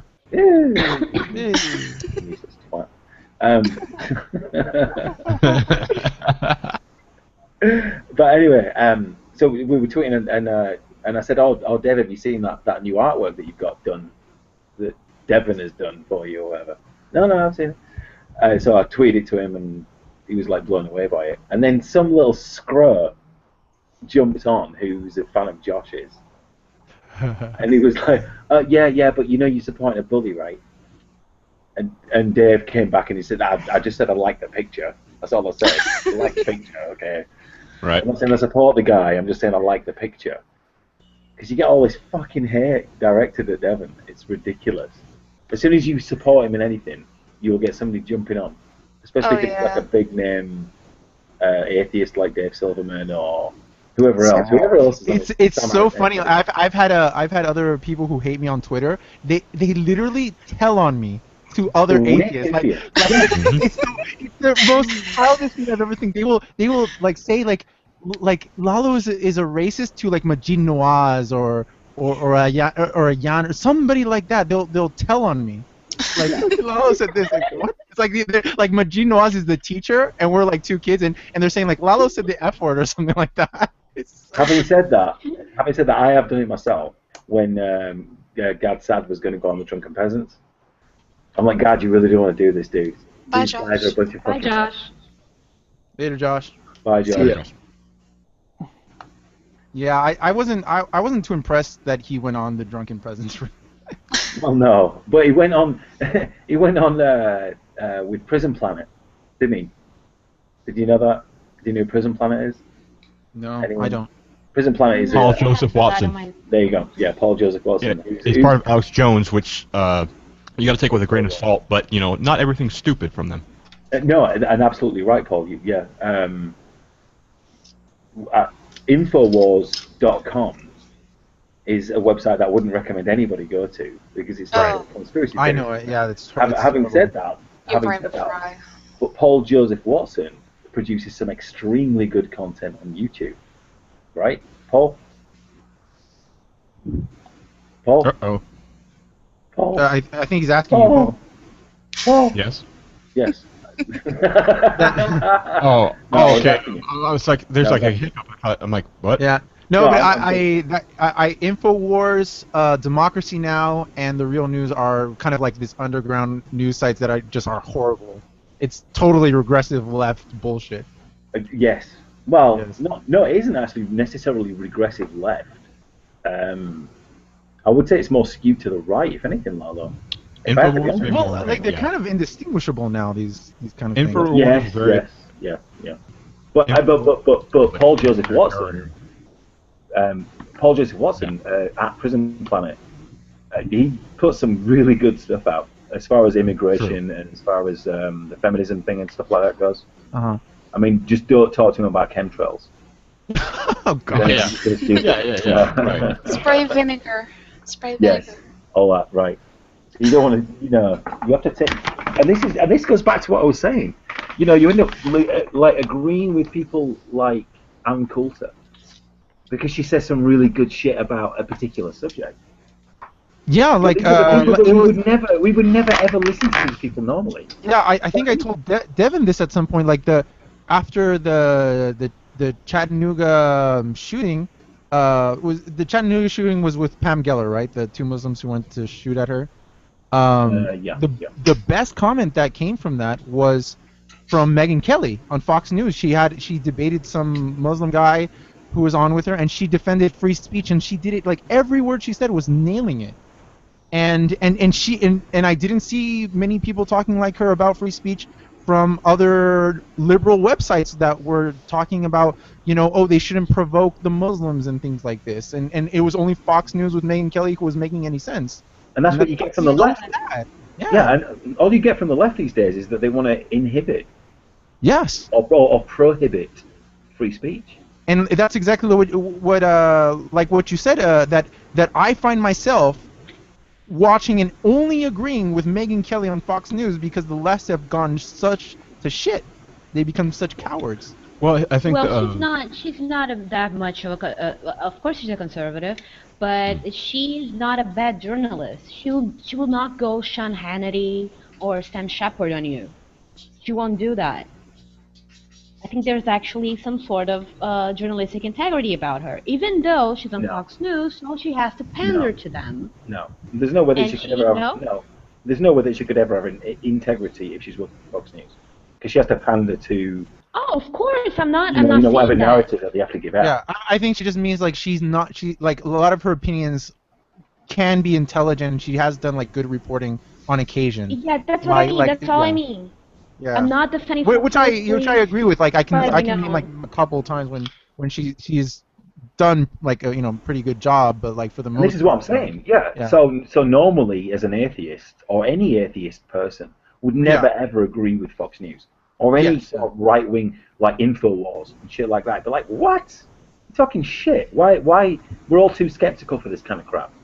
And yet these days, it just seems we're agreeing more and more with the right, as we would call them, as we would call them. I think that's also part of the problem with the labels that everyone is using with the whole right versus left, liberal versus. No, I know. This is I like- know. Yeah, I that's hate the to say whole that, but I'm not. Yeah, but I don't want to get bogged down in the right left thing. But cutting out the bullshit as far as that's concerned. Right. Left, right. Yeah, I am I left. said some. And Fox News are right. It's just like if you're not far enough left, you're not left. It's you get into that whole thing. That's part of why there's people on the right who make some good points, but there's people on the left who make some really horrible points, but make some good points as well. But more than just kind of. But Paul, more than having just a balanced view of it, I would say that now these days you get the most anti-atheist rhetoric from Salon much more than I see than Fox News. Like every day there's like a horrible attack on Sam Harris or Richard Dawkins from Salon, and I don't see that from Fox News. Well, it's the same old hat for them. They've left that off. Go ahead. Yeah, somebody speak. No, I think Fox News just left that off a bit. Like for a long time, I have not seen anything anti-atheist on their shows. I haven't They're just going on and on and on about liberals. That's what they do now. Well, no, I think But it is. my opinion on it seems to be that they seem to be more focused, as if you want to call it left and right, etc. I would say that the right side of the politics is more focused on the things we should be focused on, such as Islam and things like that. Whereas the left seems to be focused on these ridiculous points, like, if you're a trans woman, can you go to the bathroom, on the man's side? It's just bullshit. It's just all these ridiculous things that people seem to just get wrapped up in. And we should be focusing on the real issues.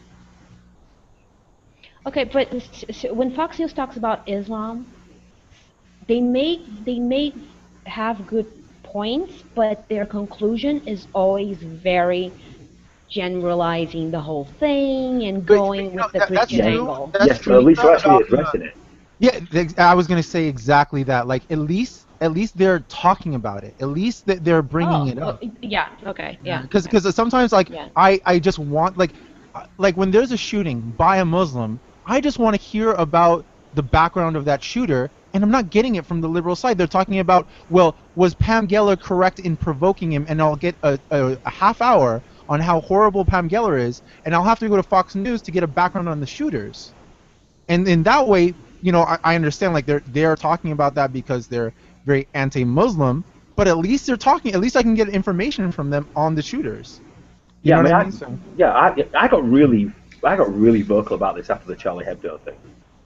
I mean, that was, from what I was experiencing in America as an English person, and the skewed, if you watched MSNBC or something like that, they would be almost apologizing for why they did it. And that was the thing that really got me riled up. And that's probably what brought me to this position today. Because I won't stand for that kind of Douglas Murray is perfect talking about that. On that issue, Douglas Murray, on the issue of Charlie Hebdo, is brilliant. Yes. It's absolutely completely on point. Absolutely on point. His interview with Al Jazeera is amazing. I was just cheering on him on that one, because he really stopped the point in that. You should post that link. I haven't seen that. I haven't seen that. You should post the link. No? Oh, have you seen the show about the British show, The Big Questions? He was in there with Majid Nawaz. That was an amazing show too. Majid Nawaz made amazing points as well. That's when I became a fan of his. Right. Okay. Yeah. I think I've seen that one. Yeah, that's the thing. But the other one with Al Jazeera, I'll send you. Yeah, and it needs these outspoken people, such as yourself, Lalo, and everybody else who's in this hangout, to speak out against these things, and that's what I'm here for. I'm obviously an atheist, but I'm not. I'm not against Christianity. I'm obviously against every single religion, but Christianity doesn't cause a problem. It doesn't cause a problem. I mean, it caused problem, but I'm very like, not just bothered, but offended by the idea that people are kind of trying to downplay the problem of Islam and Islamism and jihad and things like that, considering the tremendous problem it is, not just like in the globe, but there are an entire continent that is just, like, riddled with problems to a ridiculous degree, and a violence that just is unheard of in today's world. And then you have people like Reza Aslan saying, well, look at the Buddhists in Myanmar. What? Like, what are you talking about? Or you have Cenk Uygur talking about abortion clinic shooters, like that Devin has touched on very well. Like 8 doctors have died in, like, the history of the United States, and you're comparing this to the problem of Islam globally. What? Like, that is offensive. That is offensive. What about Inquisition? What about? It that is was actually in the 14th century, so not really my problem now. But it is highly offensive that they're trying to just, like, sweep it under the rug. Like, in Chattanooga, we had the Muslim extremists come and shoot up the base, and I'm just like, I don't live that far from there, if it's this, I hate to say, if it's this widespread that it's starting to actually hit home, that people need to, like, express it more, and I hate how people, like, pussyfooting around it, and it, like, pisses me off more than anything. It pisses me off that every time there's another shooting, the conversation for the next 2 weeks will be, is this gonna increment Islamophobia? That's the question they're asking. They're worried about the bigotry that will be pressed upon against Muslims. They're not worried about the fact that this is another shooting by Muslims that are shooting people because they're intolerant. But they'll focus the intolerance on Muslims themselves. It's completely illogical. Imagine if I said every time a black person got shot in the United States, imagine if the news were saying, is this going to increment bigotry against police officers? Who would put up with that? Nobody. But they put up with it with Muslims. It's a tactic of the, God damn it, what is it? It's a domestic violence tactic. It's deflect, divert. God damn it, what is it? Someone knows it, right? Deflect. Nobody knows what you're talking about. Nobody. Okay. Nobody. Yeah, right. All right. Well, when you're trying to attack like the person who's actually perpetrating something in a situation, when the person who's guilty, the person, or they're like, there's something actually that should be investigated, they defend, deflect, and then they go on the offensive about something else. So it's instead of like you're saying, instead of talking about the actual problem, they'll say, well, that's not a problem. You got to look at this instead. This is the problem. Well, it's also victim blaming. Yeah. It's totally, it's completely equated like the Pamela cartoon thing or Charlie Hebdo. It's the exact same thing as somebody saying after a woman was raped was how short was her skirt. Yeah, it isn't just that, Lolo. It isn't just. I mean, from where I'm from, if you lived in Yorkshire, during the '90s and the Millennials and all that kind of thing, all you've seen is rape gangs, and there is really no excuse for that. It's deny, deflect, defend. You deny anything. You deny responsibility, deflect the criticism. And then you defend the poorly planned and executed decisions.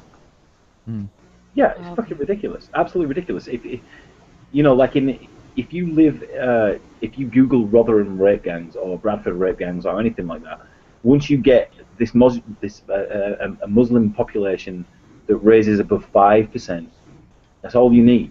5% of the entire per capita population, you will experience problems. I mean, look at Sweden. Yeah. Look at anywhere that's heavily populated by Muslims. You can have problems. These seem to have problems integrating. They don't want to integrate into society. They want to have their own separate society, which, like we said earlier, I don't have a problem with. If they want to keep themselves to themselves, that's fine. But don't start raping my daughter. Basically. And there's also this thing that I hear a lot from American media, and it pisses me off. It's just saying that, Muslims don't integrate in European countries because of Europeans. Like we're all freaking racist and want to push you everywhere. That is bullshit. That was the narrative of Reza Aslan. That it was the fault of French people to not help them integrate into society. They were marginalized, and that's why it happened. No, it's just Europeans. Sorry, go ahead. Europeans usually keep to themselves. Yeah, that's like the European way. That's the whole thing. Yeah, like if you're German, especially, or if you're like French or whatever, we all have our own different ways of dealing with outsiders. Like I'm English, so I would deal with it differently to you because I know you're not English, but you would still deal with it in a similar way. You're not going to start chopping somebody's head off. Maybe. I mean, why would it? Yeah, well, the whole integration thing. It's like, the whole integration thing is there's a difference between people who want to go there. I think there's a difference between people who want to go there with, for obviously prosperity reasons, and people who want to go there part of that doctrine of spreading the faith. So if you go in there to integrate, you want to provide whatever the hell like that, that's cool. But then you have the people that you have to watch out for who are there not to integrate, not to get a better life, but are there to spread that shit. Yeah, but you can't. Yeah. You can't tell the difference, Paul. I mean, I know. With a lot of that's what. But the thing is, people don't even want to acknowledge that there's that is. I mean, like. Until you say that, you'll get that racist, or you'll get that you're judging all Muslims type of thing. The immediate reaction when you say something like that. Well, I can say something categorically, and that is that Muslims generally, once they're at a certain percentage, do not want to integrate with a Western lifestyle. That's absolutely true. I mean, I can say I mean, it could depend. Like, it might vary on like which Muslim country they're from. True. You know how developed that country is, how much education they have. Those things will vary. But like we were saying earlier, if you're getting like like if it's a population of people who are coming from a very poor background and from Pakistan, and they're very strongly Muslim, it's gonna that's gonna be very problematic, even if they're 5% of the population in the city you're in. Look, it's fine to keep your cultural identity. It's fine to keep your cultural identity. Yeah. Every single one of us does. In Europe, we have a lot of immigrants. We do that I have absolutely all the time. no problem with that. Yeah, absolutely no problem with that whatsoever. Fine. Keep your traditional dress, run your businesses however you want, blah, blah, blah, blah, blah. But you have to realize that you're not living in Pakistan little traditions, anymore. it's fine. Yeah, but you must realize that you're not living in Pakistan or wherever you're living. You're living in England now. Yes. You have to adhere to our laws as well. Yes, you just because you're from Pakistan and you're Muslim, if you're living in France or in England, you have to understand, I can draw the Prophet Muhammad. I can make fun of him. End of story. That's how it works. That's what Sam Harris said. Cartoonists are being killed for drawing the Prophet Muhammad. End of moral analysis. There's no more to look at. There's not like, well, we have to kind of look at their culture. No. That's it. The end. And that he nails it there. In that sense, it's like there's no further conversation. There's no negotiating this point with that Muslim community there that want to have an interfaith dialogue. No, we don't. Yes, there is no. It's a log away. Absolutely no. Fuck off. Ever. Yeah, fuck you. Yeah, you can have your mosque. You can go pray. I don't care. Go do something else, but don't come to me and tell me what I can and can't do. That's not how it works. Yes. There is no middle ground. Well, that's pretty much how it works in Germany. Can I make a small side note? Yes. Yeah, go for it. Sam Harris is like almost the most creepiest, kind of calm person I have ever met. Like, he does not get angry, and it kind of upsets me a little bit. 'Cause I'm like, when he's talking about something so serious and he's passionate, it's just like, get angry, do something. Yeah, that's a man that knows what he's talking about. Yeah. I know, but it's still kind of, I think it's the American in me. It's just like, throw something, like smash something. But he improved a lot with Dino Badaya. He's way better. Yeah. I mean, he's obviously we're not gonna get a Sam Harris like screaming and saying like fuck off or anything. But he defended himself with much stronger. He didn't let himself get talked over that much with Dino Badaya as he did with Ben Affleck. He's improving on that a lot, I think. And he's all that's why I like him. He's done a lot of the meditation, the Buddhist retreat thing, though. So he does the very the calming thing. Tries not to get angry when he's doing that type of stuff. So that's a big part of it, I think. But I agree with Mocha. It's almost creepy, like the amount of patience he has. It's like, is this man human? Who can stay this patient with these assholes? Isn't that? I mean, that's the whole joint. If he got really upset, if he got really upset, I mean, how bad would that reflect on him? Oh my god, like, I can only imagine, like, he finally hits that tipping point. If he suddenly freaked out, fuck you, and all that kind of shit. Could you guys imagine that he's building up all this rage and just like one day he's just gonna explode on screen and he's just gonna start throwing shit and like punching the cameraman or something? That would be amazing. Yeah, he's gonna buy a gun, he's gonna kill somebody. Like Sam Harris finally snapped. But like in all seriousness, I wonder how much meditation after the Ben Affleck thing he had to do. I wonder if he was just like, get away. And it's like, I can almost imagine him just like shooing everybody away with his hands, almost like, get away. Pass that cushion, it'd be fine. Yeah, just hashtag cushion. Sit cross-legged, you'd be fine. Well, sometimes if he does blow up, he'll be like the network guy, blowing up on air. I'm sick of this, and I can't take it anymore. I would have to scream, I'm mad as hell. Like, seriously, just Krakatoa! What? And if anybody doesn't know, Sam Harris follows Lalo on Twitter. Yeah, and I saw that. I just want to say it publicly. I have Sam Harris's nose on mine, so I gotta say. And because I'm going to be wrapping this up pretty soon. Lalo, pimp your channel out, pal. Oh, okay. So I was doing a podcast and I called it Great Minds on God, which became very conflictive because I had some people on there who I didn't want to put under the title of Great Minds. That was basically the conflict I had. Like CJ. I don't want to name names. Yeah. Go But ahead, yeah, Lola. I figured it's gonna be a recurring problem. So I just I evened it out and I just called it under my name, Lalo Dagash Podcast, and that's how the channel is called now on YouTube, Lalo Dagash Podcast, and that's what I'm gonna stick to. And next Tuesday, Ali Arizvi is gonna be on it, and thanks to Luke for asking for me. Reed. He Luke just Reed is the man. Yeah, Luke is the man. Yeah. And yeah, so I'm gonna have a really good guest on there. Eventually, Kyle Kalinske said he'll be on, and some other people as well. So yeah, good things. Yeah. So listen and subscribe to Lalo Dagash, please. And I hope after all those people, considering kind of Sam Harris kind of knows who I am, maybe he'll be on. I don't know. That would be pretty awesome. Maybe we can get him to explode. Yeah, that's like a G-man on there. Sam Harris. G-man. Jesus, talking about G-man. Jesus Christ. No, we're not going to talk about that guy. No, I'm saying get him on there. I think he would make Sam Harris explode. Sam Harris follows 90 people on Twitter. The last time I checked. Yeah, 90. Malo's one of them. So. Yeah, I don't know. You're on the right side. I don't care what anybody else thinks. I know I'm on the right side. I'm on the right side of history. Yeah, man. Fucking really. You better come to Vegas too, dude.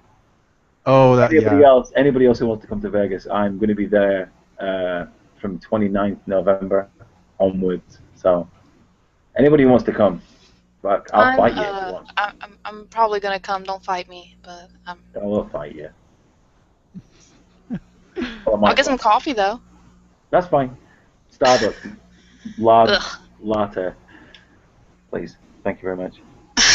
Oh, Anthony, you're scaring me because I'm gonna move to London by the end of the year. Oh really? Why? Yeah. Because just looking for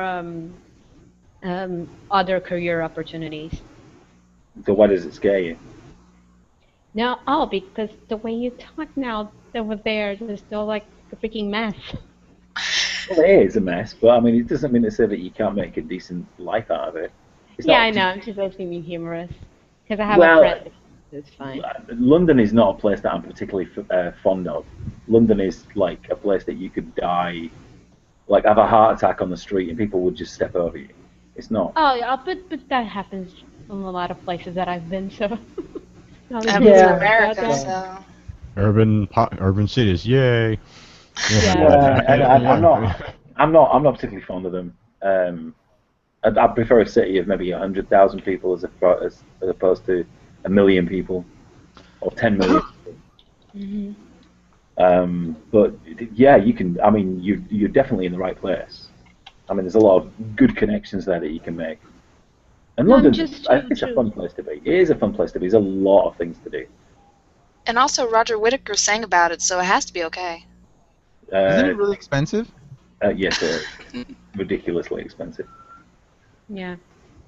Well, if you want to live, no, not really. If you want to, if you want to live.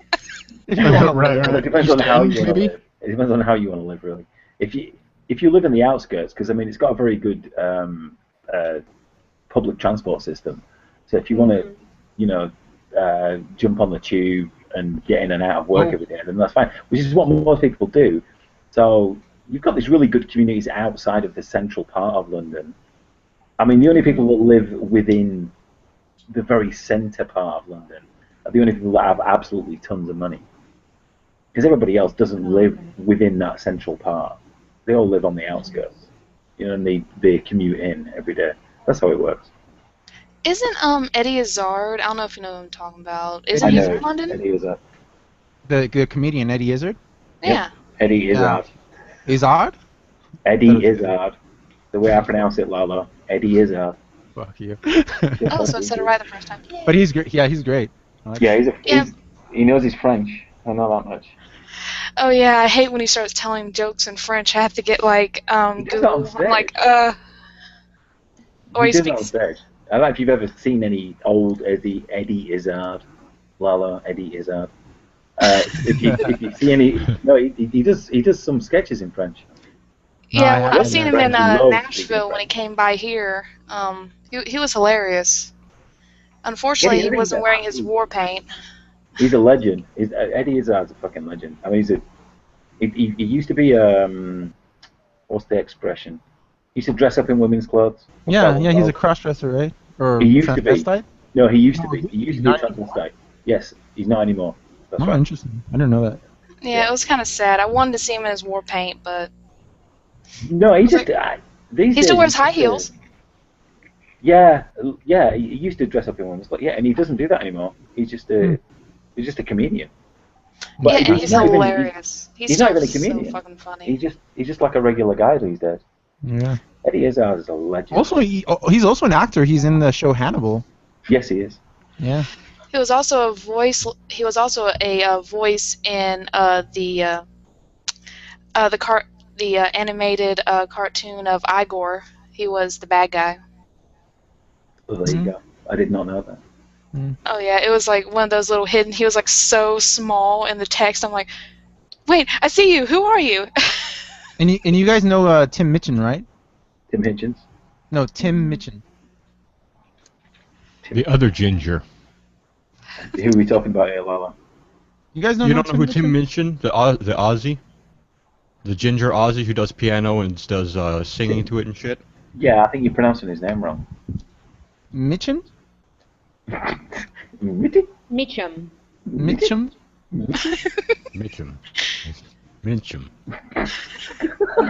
Fuck you guys. I'm leaving. I'm leaving this hangout. Fuck you guys. I'm winding this down. Tim Hitchens. Tim. We know who we're talking about.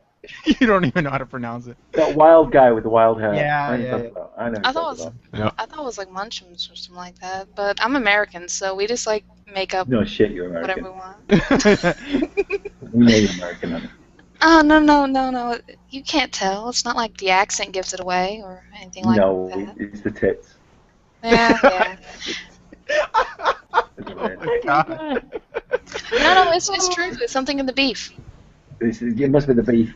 Yes, must be the beef. Do you not have voluptuous women in England? Are Not you as asking me? voluptuous. Yes. How do I know? I've been in America for 5 years. Yeah, but the What that? well, in England, if you meet a, would you call them a voluptuous woman? A voluptuous woman, they probably have 7 kids. Yeah, and I got zeros because America. Yeah, that's what usually makes a voluptuous woman in England is that they've got 7 children by 6 different fathers. Wow. That's the truth of it. Honestly, anybody who's listening to this, Google English Chav. Oh, yeah, you made me do that once. Yeah, I know that. Seriously, Google Chav, because that's the level of. Oh, so, what do you think about? Have you seen the movie Kingsman? I haven't actually. I haven't seen it, but it looks kind of funny. Okay, because you say Chav, and I'm like, yeah, I think I recognize what you're talking about there. We had them in Lisbon too, but we call them mitres. Call them what? Exactly the same type. Mitres. Mitres. Mitres. Sounds like a meat dress to me. A meat Yeah, truss. exactly. It sounds exactly like that. But it's the same type. It's mitres. Exactly the same type of people. But they kind I'm of gonna like use it. died off. But something What? I think in America we call them ratchet. Ratchet black one, yeah. Ever since I've lived in America, I've never had to really use the word chav. But when I lived in England, I used it every day. And it used to annoy me so much. These scummy, horrible fucking people used to annoy me, and ever since I've lived in America, I've completely forgotten about them. It's like they don't even exist. Come to Tennessee, Were you would see them again. Oh, I'm Yeah, sure. that's No, fair. well, I see them every day in Texas, but it's just I filter them out. It's nowhere near as bad as what it used to be in England. nowhere near as bad as it used to be. Wait, but I don't understand. Like, I saw pictures of Chavs, but what is it that bothers you about them, like personality-wise? Because I have no idea.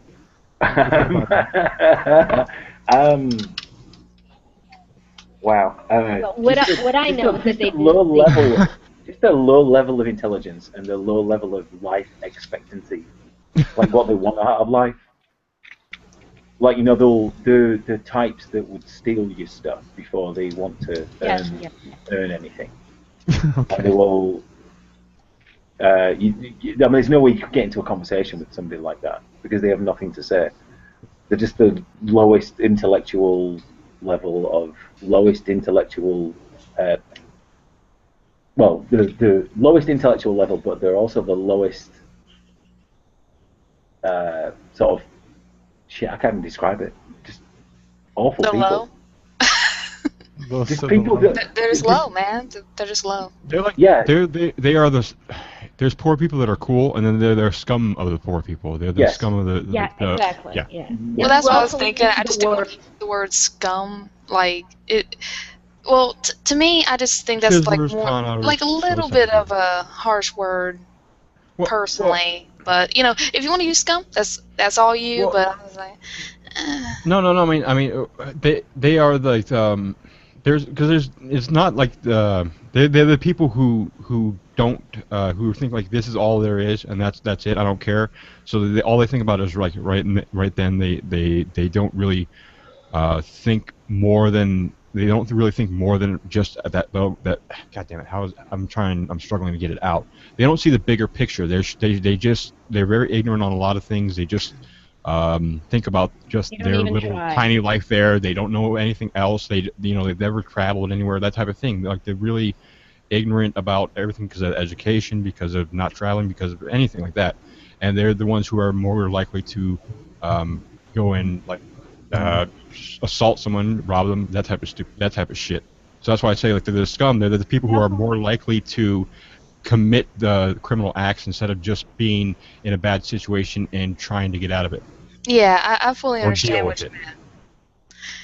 But actually, I think the word I said was worse because I called him ratchet.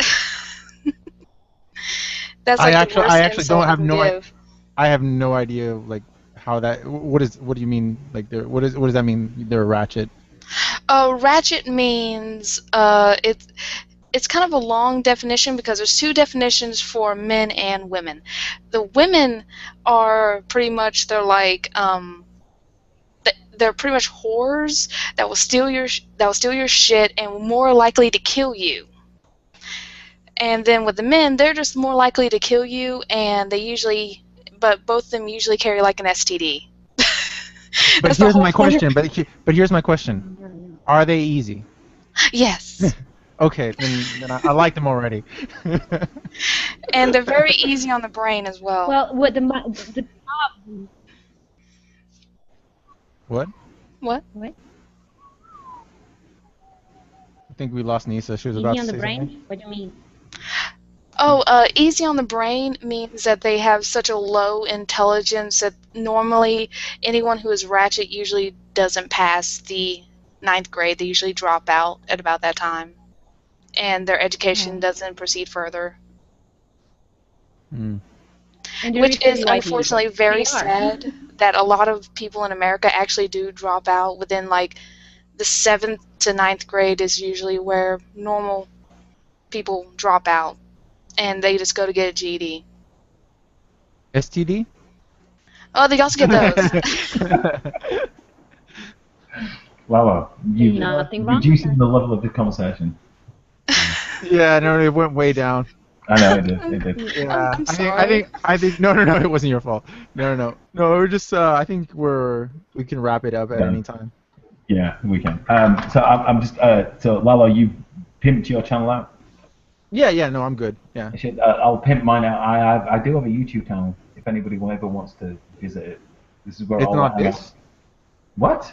It's not this channel that yes, this is on. All right, yeah, it's this channel. I'm just saying. You did yours. I'm gonna do mine. I'm just wondering, was it a different channel? No, it's this fucking channel. He's so angry. He's so angry. It's the rose. It's Mocha, you have a channel too? Did you pimp that one out too? I think I did earlier, but I'll re-say it. Go. All right. I'm Mocha Rosary, and I'm on YouTube. I'm also on Twitter. I don't really ask people to follow me normally, but if you just want to, I usually just say stories that I want to talk about. And if you ever want to hear a story from me, I'm all ears, and I usually normally do them unless they're stupid. She's all ears. I love that expression, all ears. That's a very Yorkshire expression. All ears. Yeah. All right, guys. Well, we're gonna wrap it up. Lalo, I appreciate your time, pal.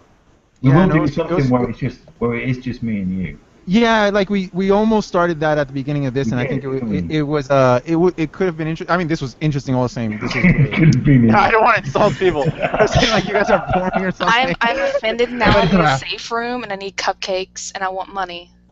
I just like to bring that up. I just like to bring up Lala. Yeah, it could have been interesting, but yeah.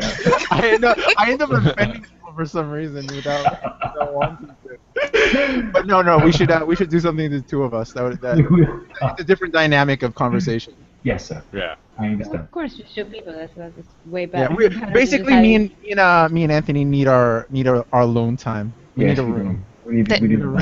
Well, no, you're bouncing off each other. Just And we bring back the gay jokes. Oh yeah. I'll lick your ass on next time, pal. All right, thank you guys. All right. I appreciate everybody's time. Thank you guys. Bye-bye. It was nice talking to everybody. Bye-bye. You too. Bye. Yeah, it's weird the way he ended in such a stupid, like, weird note. But that's fine. Okay. Well, I didn't get to say anything. Can anyone hear me, by the way?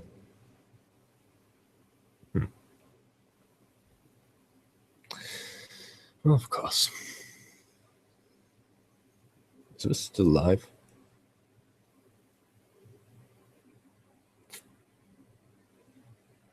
Well, fuck it too.